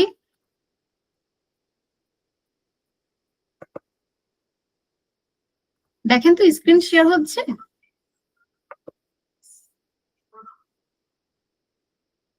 দেখতে পাচ্ছেন? হ্যাঁ এখন দেখা যাচ্ছে আপু। ওকে, আপনারা একটু প্রশ্ন করবেন, একটু হচ্ছে বলবেন, নইলে কিন্তু আমি বুঝতে পারবো না। অনেক সময় টেকনিক্যাল ইস্যু আমি হচ্ছে বের হয়ে যেতে পারি, তখন হচ্ছে আমি কিন্তু বুঝতে পারবো যে আমি নেই। আচ্ছা, তো আমরা বলছিলাম যে মেশিন হচ্ছে গিয়ে নাম্বারের মাধ্যমে আইডেন্টিফাই করতে অনেক বেশি হচ্ছে স্বাচ্ছন্দ্য বোধ করে, আর মানুষের ক্ষেত্রে সেটা হচ্ছে গিয়ে ইমেজ। সেখানে হচ্ছে মেশিন লার্নিং আর হচ্ছে মানুষের টিচিং অথবা লার্নিং এর ক্ষেত্রে পার্থক্য। তার জন্য আমরা করি প্রি প্রসেসিং। আমাদের যখন অনেক ডেটা থাকে, আমরা যখন হচ্ছে গিয়ে টেক্সট ডেটা পাই অথবা এরকম রিলেটেড ডেটা টাইপ আমরা শিখবো, তখন আমরা কনভার্ট করে ফেলি হচ্ছে নাম্বারে, যাতে হচ্ছে আমরা সহজে মেশিনকে লার্ন করাতে পারি। এর জন্য আমরা হচ্ছে সেকেন্ড ক্লাসে হচ্ছে আপনারা থার্ড ক্লাস আপনারা পাবেন যে আমরা হচ্ছে এটাকে প্রি প্রসেসিং কি করে করব, মেশিনের জন্য রিলায়েবল একটা হচ্ছে মেথডে কি করে কনভার্ট করব। তো আমরা এটাই হচ্ছে আলোচনা করছিলাম। যেমন হচ্ছে আমরা অবজারভেশন, রিপিটেড ইন্টারেকশন, এরপর হচ্ছে কনস্ট্যান্টলি ইমপ্রুভের মাধ্যমে কোনো কিছু শিখতে পারি। ঠিক মেশিনের ক্ষেত্রেও কিন্তু একই লজিক হচ্ছে খাটে। মেশিনও হচ্ছে অবজার্ভ করে শেখে, মেশিনও হচ্ছে রিপিটেড ইন্টারেকশন করে শেখে, মেশিনও কিন্তু ভুল করার মাধ্যমে নিজেকে ইমপ্রুভ করে। যেমন হচ্ছে লাস্ট এক্সাম্পল দিচ্ছিলাম, যেটা হয়তো আমি হচ্ছে সরে গিয়েছি। 2020-তে 20 সালে হচ্ছে চ্যাট জিপিটি লঞ্চ হলো। আমাদের মনে হতে পারে যে এটা একটা হঠাৎ করে হচ্ছে, হঠাৎ করে কিন্তু হয়নি। সেই 70-80 দশক থেকে কিন্তু সায়েন্টিস্টরা চেষ্টা করছে রিভলিউশন নিয়ে আসতে, মানে মেশিনকে এমন ভাবে শিখাতে যে মানুষের ইন্টেলিজেন্সের পর্যায়ে কিছু তৈরি করা সম্ভব হয়। সেই এত বড় যাত্রা আমরা এই পর্যন্ত এসে দেখেছি যে এমন কিছুটা প্রেজেন্ট করেছে, যেটা হচ্ছে আমাদের কাছে মনে হচ্ছে আশ্চর্য একটা। কিন্তু এটা কিন্তু অনেক একটা সময় নিয়েছে। তেমনই হচ্ছে আপনাদের যে কোনো কিছু হোক না কেন, আপনাদের হচ্ছে লেগে থাকতে হবে। ফান্ডামেন্টাল লেভেল হোক, বেসিক লেভেল হোক, আপনারা হচ্ছে প্রথম ফান্ডামেন্টাল লেভেল পার করবেন, সেখানে অবশ্যই বেসিক আছে। এরপর হচ্ছে আপনাদের মিড লেভেলে যেতে হবে, এরপর হচ্ছে যারা হচ্ছে আরো বেশি অ্যাডভান্স লেভেলে যেতে চান।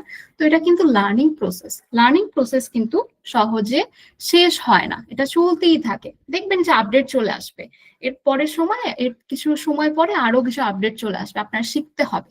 তো আমাদের যেই মেন্টালিটিটি অ্যাডাপ্ট করা লাগবে, সেটা হচ্ছে গিয়ে আমাদের অ্যাডাপশন পাওয়ার বাড়াতে হবে।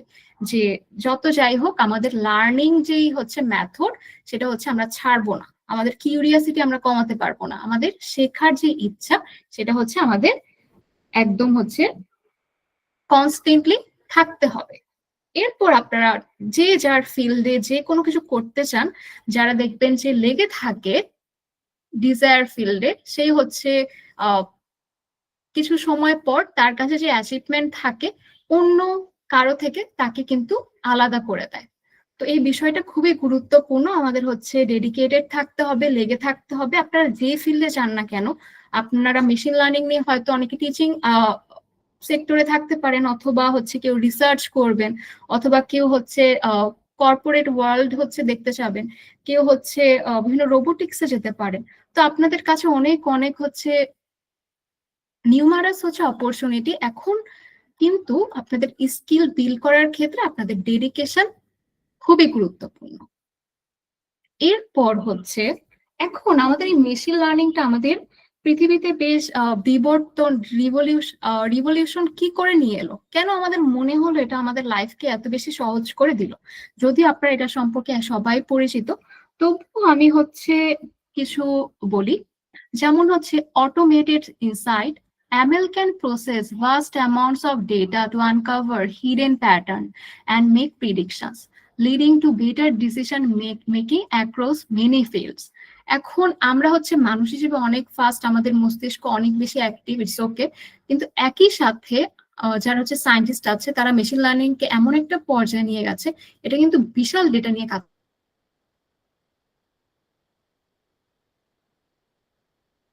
করতে পারে।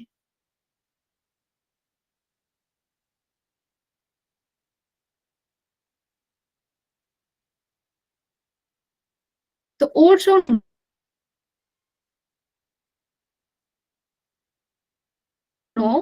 খুব সহজে প্যাটার্ন গুলো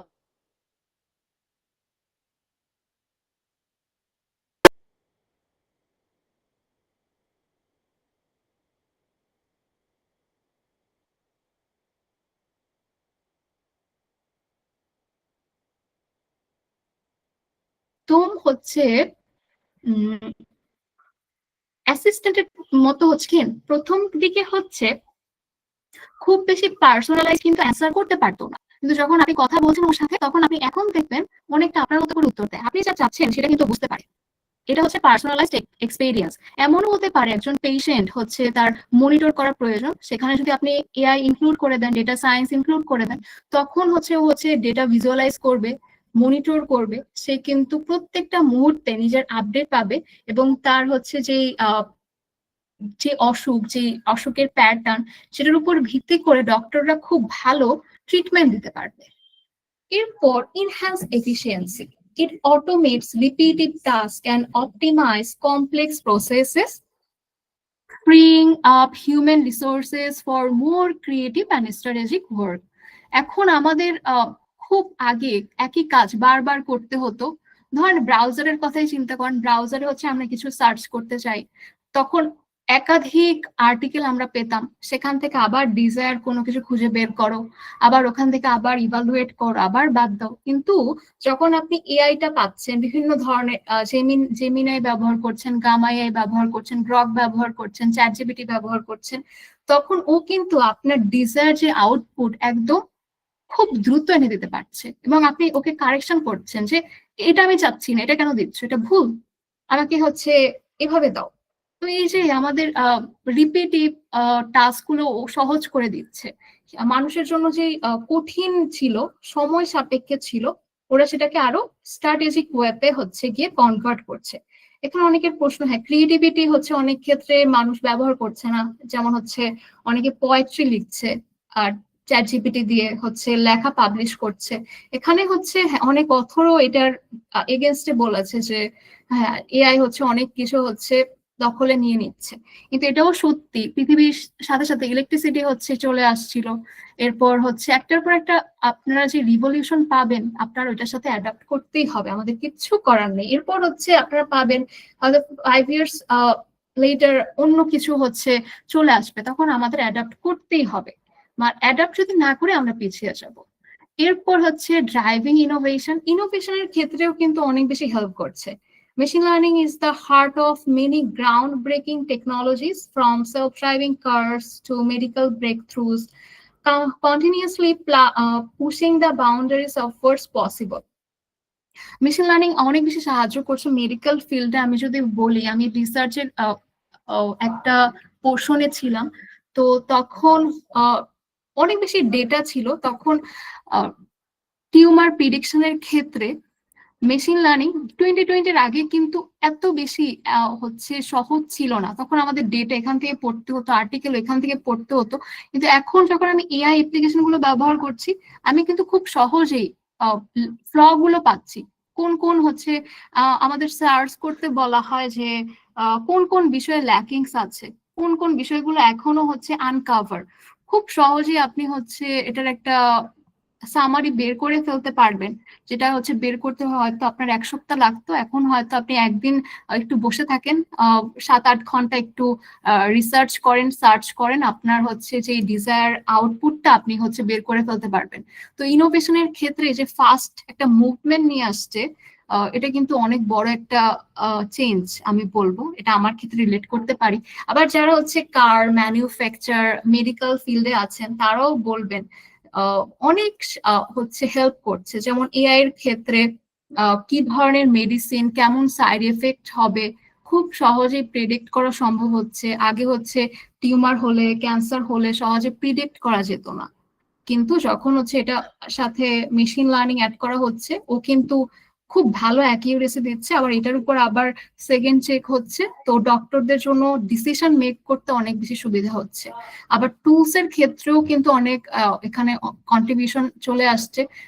একটা হচ্ছে আমি টিউটোরিয়াল না হচ্ছে দেখছিলাম, একটা রিল চলে এসেছিল, এখানে দেখছিলাম যে অপারেশন থিয়েটারে একজন হচ্ছে রোবোটিক একটা রাখা হয়েছে, ও হচ্ছে অ্যাসিস্ট করছে, ডাক্তাররা ওর সাথেও কথা বলছে, ওরাও কথা বলছে।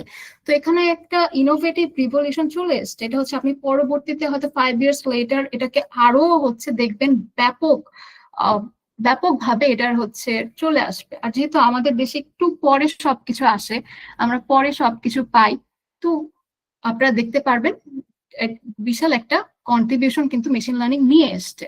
যারা হচ্ছে এখনো অ্যাড করেনি, অ্যাডাপ্ট করেনি, আপনারা দেখবেন প্রত্যেকটা কিছুর সাথে এটা ইনক্লুড হবেই। এরপর machine learning in real world impactful applications. আচ্ছা, তো মেশিন লার্নিং আমাদের কিভাবে সাহায্য করছে আমরা একটু মানে হচ্ছে আজ থিওরিটিক্যাল আলোচনা করি, আগামী ক্লাস থেকে আমরা কোডের দিকে কোড করব। Machine learning is transforming diverse industries from everyday digital interaction to critical services. See how machine learning empowers innovation across sectors. E-learning আপনারা দেখেন, e-learning অনেক বেশি ইজি হয়ে গেছে। Personalised path, intelligent tutoring and content recommendation. এখন হচ্ছে ধরেন হচ্ছে আপনার থিসিস করা লাগবে, অথবা আপনার কোম্পানিতে কোনো একটা কিছু রিসার্চ করতে বলেছে, তো আপনি সহজেই হচ্ছে যে কোনো অ্যাপ্লিকেশন দিয়ে আপনার একটা ডিজায়ার আউটপুট অথবা প্রবলেমটা বের করে ফেলতে পারছেন, যে আপনার সাথে কি কি প্রবলেম হচ্ছে। তো একটা হচ্ছে ইন্টেলিজেন্ট টিউটর কিন্তু আপনারা পাচ্ছেন, অথবা আমরা যখন বাসায় স্টাডি করি, আমাদের হোমওয়ার্ক দেওয়া হয়, তখনও কিন্তু আমরা এটার ব্যবহারের মাধ্যমে আমাদের যে লার্নিং প্রসেসটা আছে সেটা কিন্তু অনেক বেশি সহজ হয়। আর মেডিকেল ডায়াগনস্টিক, এটা তো বিশাল এটার অবদান।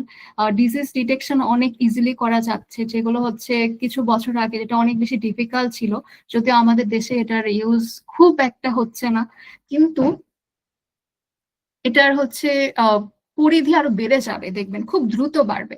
ড্রাগ ডিসকভারির ক্ষেত্রে যারা ফার্মাসি ফিল্ডে যাবেন অথবা আছেন, সেখানেও দেখবেন যে মেশিন লার্নিং এর ব্যবহার চলে এসছে, কারণ খুব সহজেই বিশ্লেষণ করা যায়। হিউজ পরিমাণ ডেটা আপনি দিবেন, আপনার সাথে একজন যখন অ্যাসিস্ট্যান্ট থাকবে দক্ষ, ইন্টেলিজেন্ট, তখন আপনার কাজ করতেও কিন্তু অনেক বেশি সুবিধা হবে।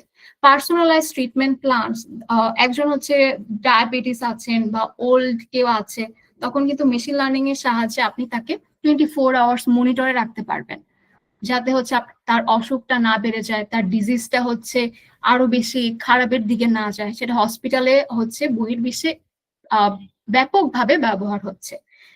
মেন্টাল হেলথের ক্ষেত্রেও কিন্তু মেশিন লার্নিং এর ভূমিকা অনেক বেশি।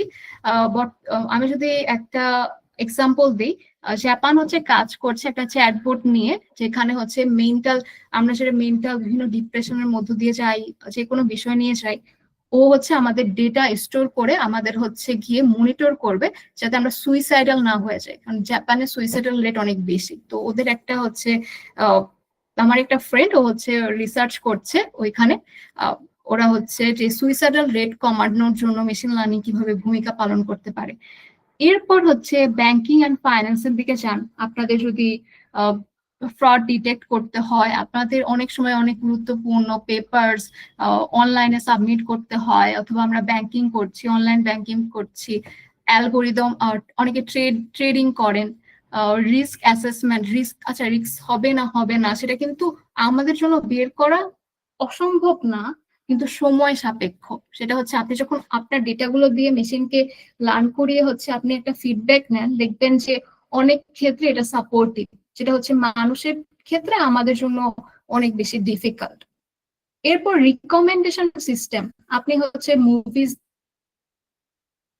পডকাস্ট দেখছেন, প্রোডাক্ট পারচেস করছেন, স্যার যে বললো যে আমরা যখন কোনো কিছু কিনি, আমাদের কিন্তু ওরা সাজেস্ট করে যে আপনি হচ্ছে এটা কিনলে আপনার এটা কি কিনবেন কিনা, কারণ ওরা কিন্তু আমাদের ডেটাগুলো রেখে দেয়, তখন তারপর হচ্ছে ক্লাস্টারিং করে রাখে। আমাদের ব্যবহার করা ডেটাগুলো ক্লাস্টার করে, বিভাগ করে। বিভাগ করার সাথে সাথে ওরা ডিটেক্ট করতে পারে যে আপনি কোন ধরনের প্রোডাক্ট বেশি কিনছেন, কি ধরনের প্রোডাক্ট আপনি বেশি কিনছেন, কি ধরনের নিউজ আপনি বেশি শুনছেন, কি ধরনের মিউজিক আপনি একের অধিকবার হচ্ছে ব্যবহার করছেন, কি ধরনের মুভি হচ্ছে আপনার ফিডে থাকে। তেমন করেই কিন্তু আপনার ফিডটা হচ্ছে সাজানো হয়, সেটা সোশ্যাল প্ল্যাটফর্ম হোক, সেটা নেটফ্লিক্স হোক, অথবা ইউটিউবে আপনি হচ্ছে যে কোনো টিউটোরিয়াল দেখে থাকেন, অথবা হচ্ছে আপনি ফেসবুকিং করেন, দেখবেন আপনার পছন্দের প্রোডাক্ট গুলো ওরা শো করছে। কারণ এখানে কিন্তু ডেটা নিয়ে অলরেডি কাজ হচ্ছে, আপনি যে ডেটাগুলো প্রত্যেকটা সময় ব্যবহার করছেন সেগুলো কিন্তু মনিটর হচ্ছে। এখানে একটা বলা হয় যেখানে আনসুপারভাইজড লার্নিং ব্যবহার হচ্ছে। আমরা ছোট্ট অংশ যদি আজ কভার করতে পারি, চেষ্টা করব। এরপর হচ্ছে, আচ্ছা, আমাকে কি স্পষ্ট শোনা যাচ্ছে?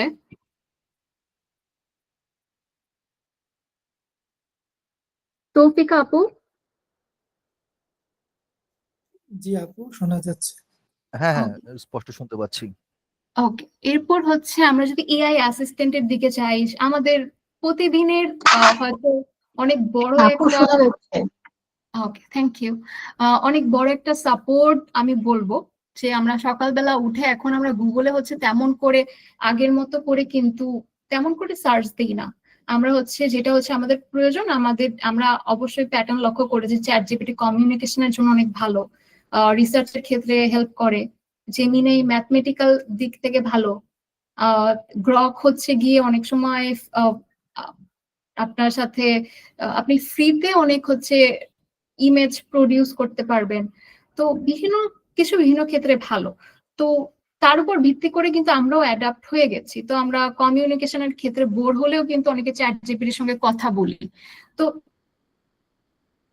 সাহায্য করছে। এখানে কিন্তু এনএলপি আছে, ন্যাচারাল ল্যাঙ্গুয়েজ প্রসেসিং। আপনারা যখন শেষের দিকে যাবেন তখন কোর্সের শেষের দিকে হয়তো যারা হচ্ছে এই সেক্টরে ইন্টারেস্ট তারা হচ্ছে এই মানে প্রসেসটা হচ্ছে আনকভার করবেন, এই বিষয় নিয়ে আরো পড়াশোনা করবেন। এরপরে আমরা চলে যাচ্ছি আমাদের পরবর্তী স্লাইডে।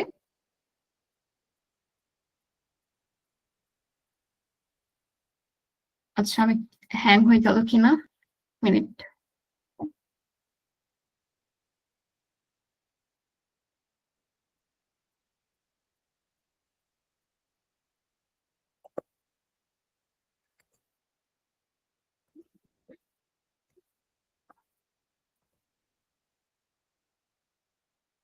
দেখেন তো এখন দেখা যাচ্ছে?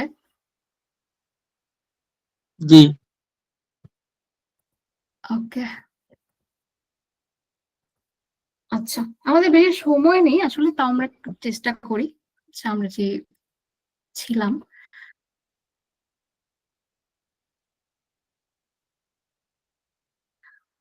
আমার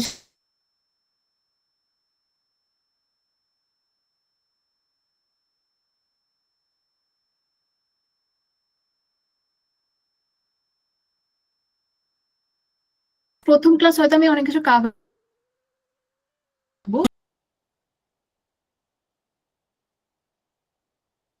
বেসিকলি হচ্ছে অনেক কিছু রুলস ডিফাইন করতে হতো আপনার স্টেপ বাই স্টেপ। কিন্তু যখন মেশিন লার্নিং চলে এসেছে তখন যখন হচ্ছে আপনি এটার হচ্ছে মেশিন লার্নিং কিন্তু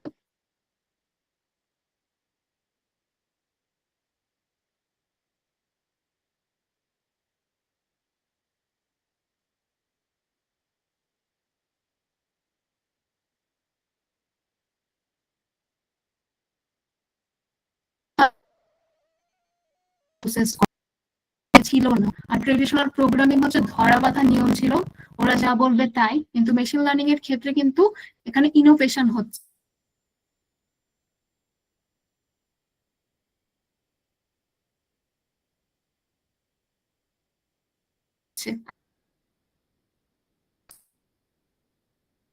তো আপনার কাজ হচ্ছে কিছু প্রবলেম সলভ করা, কিন্তু ট্রেডিশনাল প্রোগ্রামিংটা অনেক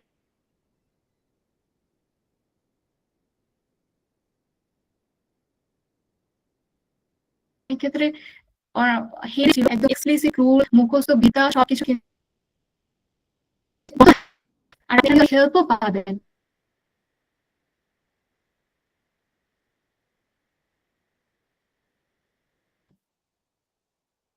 আপু আমাকে শুনতে পাচ্ছেন? আচ্ছা, তো আমি একটু গ্র্যাডি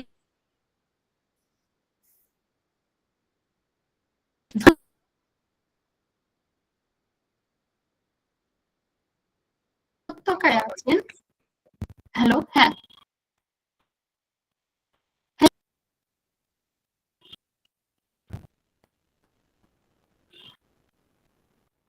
হ্যালো, সৌমিত্র, তৌফিকা, আমার কথা কি শুনতে পাচ্ছেন ম্যাম? হ্যাঁ, শোনা যাচ্ছে আপু এখন।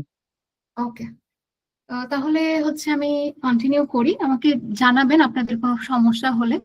তো গ্রেডিয়েন্ট ডিসেন্ট হচ্ছে মেশিন লার্নিং এর একটা সিম্পল অ্যালগোরিদম বলা যায়, কিন্তু অনেক জটিল কাজও সমাধান করতে পারে।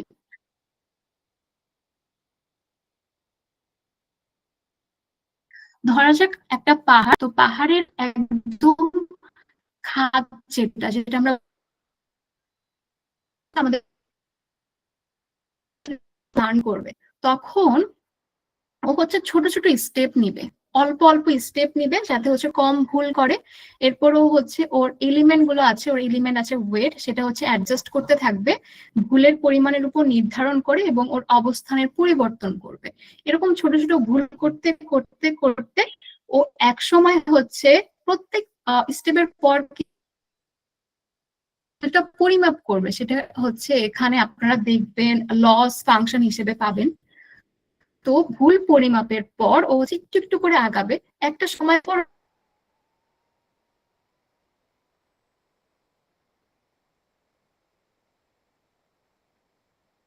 ভুল আমাদের রিয়েল লাইফে আমরা টিভির রিমোট ব্যবহার করি, ভলিউম আপ প্লাস করি, বাড়াই, মাইনাস হচ্ছে নিচে থেকে করি, এখন অনেক বেশি সাউন্ড হয়ে আছে, মানে এটা অনেক বড় ভুল। তখন আমরা কি করি, এমন করে করি, ডিজায়ার একটা, আমি জানি না আমার কত প্রয়োজন, কিন্তু আমি হচ্ছে কমাতে থাকি, বাড়াতে থাকি, অ্যাডজাস্ট করতে থাকি যাতে একটা ডিজায়ার অবস্থানে চলে যায়। তো এইভাবেই কিন্তু সুইচ করে করে শেখে, প্যাটার্ন দেখে দেখে শিখে। এটা যদি আমি একটু পড়ি, imagine a model trying to find the lowest point in the valley which represent the best possible performance. It starts at a random spot, এখানে সবচেয়ে বড় ভুল থাকে, and takes small steps downhill, যাতে ও হচ্ছে ছোট ছোট স্টেপ নিয়ে এগোতে থাকে। Gradient descent in the algorithm that guides these steps, it's calculate the slope at the current position and adjust the model parameter in the direction and reduces errors. Iteratively moving closer to the optimal solution, each step updates the model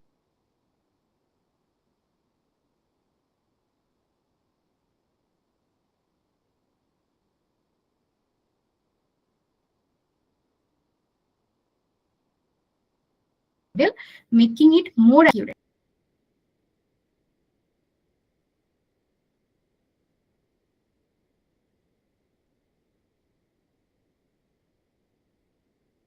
করতে চাই, আপনাদের Python fundamental for machine learning, যেটা হচ্ছে খুবই গুরুত্বপূর্ণ।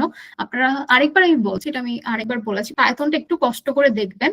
তো এখানে হচ্ছে খুব গুরুত্বপূর্ণ হচ্ছে ভ্যারিয়েবল জানা, ডেটা টাইপস গুলো জানা, ডাটা স্ট্রাকচার গুলো নিয়ে আপনারা অনেক কাজ করবেন, আপনারা লিস্ট পাবেন। আর টাপেল নিয়ে খুব একটা থাকে না, কিন্তু এটার নলেজ থাকা বেশ ভালো। ডিকশনারিটা দেখবেন। কন্ট্রোল ফ্লো হচ্ছে if else statement, decision making করতে, ডিসিশন মেক করতে আমাদের অনেক সময় ব্যবহার হয়। লুপ কিন্তু আমরা অনেক ব্যবহার করি। লুপ কি, রিপিটেশন টাস্ক কমানোর জন্য হচ্ছে আমরা লুপ ব্যবহার করি, যে একেবারে আমি বলে দিলাম এটা এতবার করো, তো বারবার বলার চেয়ে আপনি যখন বলবেন আমার জন্য এটা 100 বার করে দাও, সেটা কিন্তু ওর জন্য সহজ হবে। এরপর ফাংশন, ফাংশন হচ্ছে ধরেন হচ্ছে রিসাইক্লিং এর মতো, আমরা ব্যাক রেখে দিই যাতে আমরা পরবর্তীতে ব্যবহার করতে পারি।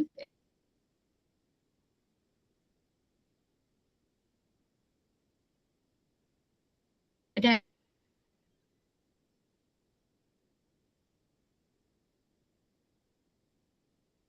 এক হিসেবে এনভায়রনমেন্টাল দিক থেকে ভালো, আমরা রিসাইক্লিং একই কাজকে আপনার বারবার করতে হচ্ছে না। সুতরাং আমিও চেষ্টা করব দ্বিতীয় ক্লাসে আপনাদের সাথে পাইথন প্রথম থেকে হচ্ছে দেখানোর জন্য, সাথে সাথে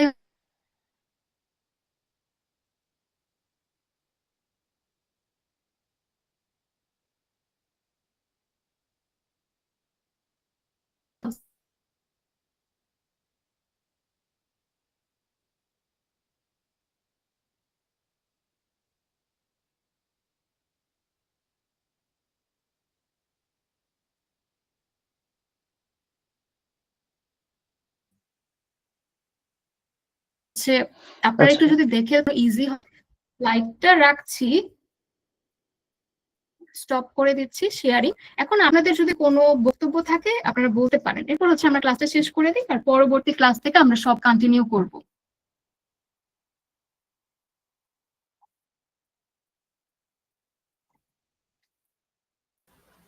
আচ্ছা আহ, আপু, জি জি বলেন। জি জি। হ্যাঁ, জি। আচ্ছা আমি মেশিন লার্নিং যে আপনি 4টা মডিউলে ক্লাস করাবেন তাই না? এখানে কি 4টা প্রজেক্ট থাকবে? এখানে হচ্ছে অনেকটা, আমি হচ্ছে আপনাদের ফান্ডামেন্টাল ক্লিয়ার করব। ভাইয়া কি করতে চাচ্ছেন হচ্ছে গিয়ে আপনার থিসিসের জন্য, তাই তো? জি জি। আমার মনে হয় এটা আপনাকে হেল্প করবে, কারণ আপনি এখানে অনেকগুলো মডেল সম্পর্কে জানবেন। তখন আপনি শিখবেন যে নিশ্চয়ই আপনার একটা ডেটা সেট নিয়ে আপনি কাজ করবেন, আপনি প্রবলেম সলভ করবেন। তখন ধরেন ক্যাগেল হচ্ছে, আমরা দেখবো ক্যাগেল থেকে আপনি ডেটা সেট নিতে পারবেন। তখন আপনি যে বিষয়গুলো শিখলেন তার উপর ভিত্তি করে আপনি যে কোনো একটা প্রবলেম সলভ নিজে করতে পারবেন, কারণ এখানে অনেক কিছু কাভার হবে লিনিয়ার। আমি হচ্ছে আপনাদের সাথে 6টা ক্লাস পর্যন্ত আছি, আমার এক্সপার্টাইজ আছে রিসার্চের ক্ষেত্রে। তো তা থেকে বলছি যে আপনারা যদি পুরোটা মন দিয়ে করেন এবং ডেডিকেটেড থাকেন, আপনি হচ্ছে নিজের যে প্রবলেমটা আপনি বের করতে পারবেন এবং সলভ করতে পারবেন। এটা আপনাকে অনেক হেল্প করবে। এখানে প্রজেক্টটা হয়তো সরাসরি আপনি থিসিসে না দিলেন, কিন্তু এখান থেকে যে নলেজটা আপনি গেদার করবেন সেটার সাহায্যে আপনি একটা নতুন প্রবলেম সলভ করতে পারবেন। ঠিক আছে। আচ্ছা, এরপর কারো কিছু কোনো প্রবলেম বা ডাউট আছে? তৌফিকা আপু, আহ,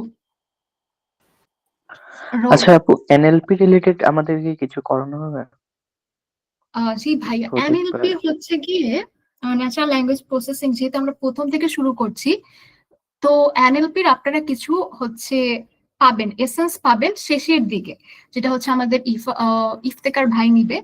তো সরাসরি হয়তো এনএলপি নিয়ে পাবেন না, কিন্তু আপনি যদি এটা শেষ করার সাথে সাথে যদি আপনি এনএলপি তে ডাইভ করতে চান, যে না আমার ভালো লাগছে ন্যাচারাল ল্যাঙ্গুয়েজ প্রসেসিং কে আমি দেখতে চাই, তখন আপনি যখন নিজে থেকে করতে যাবেন তখন কিন্তু আপনার জন্য অনেক ইজি হবে। আহ, আচ্ছা স্যার আমি কিছু দেখান। একটু আমি একটু অ্যাড করি আর কি, সৌমিত্র। এখানে হচ্ছে এনএলপির প্রজেক্ট থাকবে শেষের দিকে। এটা হচ্ছে Twitter sentiment analysis using LSTM. So LSTM টা আমরা ইউজ করব, long short term memory and GRU.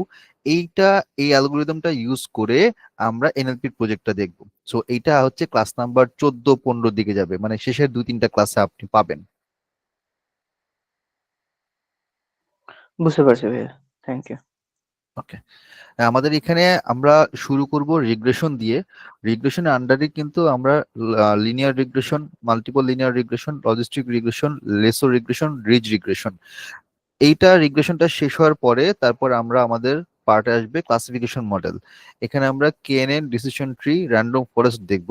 তারপর ক্লাস্টারিং মডেল আসবে। ক্লাস্টারিং মডেলের মধ্যে কেমিন্স ক্লাস্টারিং, ডিবি স্ক্যান, এক্সজিবুস্ট, মানে আমাদের মেন যেটা মানে এখানের মধ্যে এনসেম্বল মডেল, সেটা আমরা শিখব।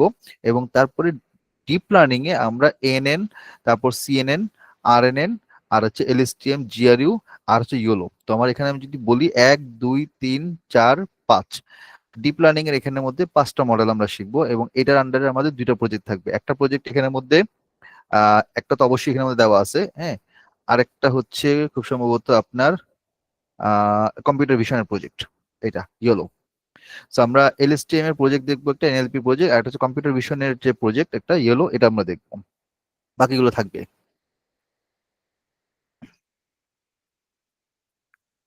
আচ্ছা, আর কারো কোনো কোশ্চেন?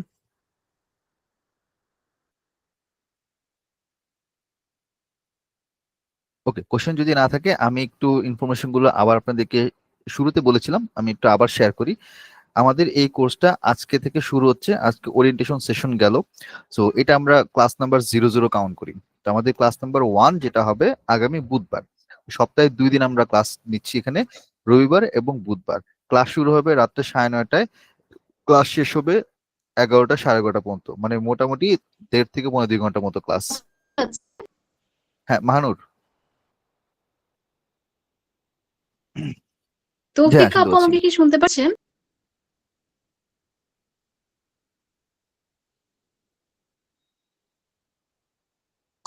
জি আপু।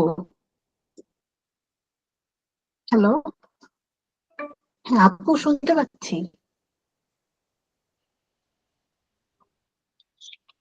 হ্যালো। হ্যাঁ আপু, শুনতে পাচ্ছি। সাফায়েত ভাই, তৌফিকা, সৌমিত্র ভাই শুনতে পাচ্ছেন? জি আপু, শুনতে পাচ্ছি। হ্যাঁ আপু, জি জি ক্লিয়ার। শুনতে পাচ্ছি।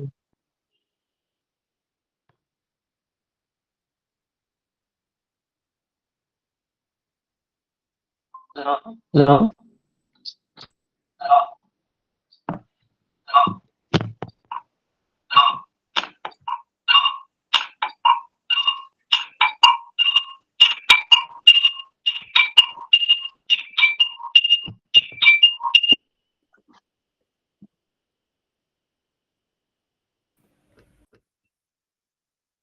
আমাকে কি শোনা যাচ্ছে? আমার নেটওয়ার্ক কোনো ইস্যু হচ্ছিল? হ্যাঁ আপু, শোনা যাচ্ছে এখন। আচ্ছা। আচ্ছা, আপনাদের আর কোনো ডাউট থাকলে আমাদের জানান, করবো।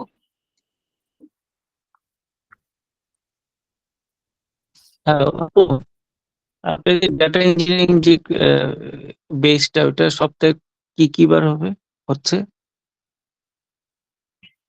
সানডে আর হচ্ছে ওয়েডনেসডে। না, এটা তো মেশিন লার্নিং ইয়েটা, ডাটা ইঞ্জিনিয়ারিং যে ও কোর্সটা আচ্ছা শুরু আচ্ছা। হয়েছে, ওটা কি বলতে পারবেন? আমার একটু মানে হচ্ছে, আচ্ছা, আমি এটা স্যার আপনি বলছি। কি আছেন? হ্যাঁ, আমি আছি, আমি এটা বলছি। ডেটা ইঞ্জিনিয়ারিংটা আমাদের সপ্তাহে 2 দিন, শুক্রবার এবং শনিবার। তো গতকাল আমাদের মনে হয় 3 নাম্বার ক্লাস গিয়েছে, আর আমাদের পরবর্তী ক্লাস হচ্ছে শুক্রবার দিন, হুইচ মিনস 21 তারিখ। ওটার এনরোলমেন্ট মোটামুটি শেষের দিকে আমরা চলে আসছি। তো আশা করা যায় যে এই সপ্তাহের মঙ্গল বুধবারের মধ্যে আমরা এনরোলমেন্টটা ক্লোজ করে দিব। আচ্ছা ভাইয়া, যদি মেশিন লার্নিং এবং ওই দুটা কোর্স যদি একসাথে এনরোলমেন্ট করি, তাহলে কি আরো কিছু এক্সট্রা কিছু ডিসকাউন্ট পাওয়া যাবে? না, আসলে 50% ফ্ল্যাট ডিসকাউন্ট আমরা অলরেডি দিয়ে দিয়েছি। তো এখানে আমাদের আচ্ছা ওল্ড স্টুডেন্ট যারা আছে তারাও আমাদের এখানের মধ্যে অন্য কোর্স করেছে, তারাও আমাদের এখানের মধ্যে যখন কোর্স করতে হচ্ছে আসতেছে, আমরা ওই ডিসকাউন্ট আমরা দিচ্ছি। এটা সর্বনিম্ন, এর নিচে আসলে আমাদের কোনো পক্ষেই আসলে যাওয়া সম্ভব না।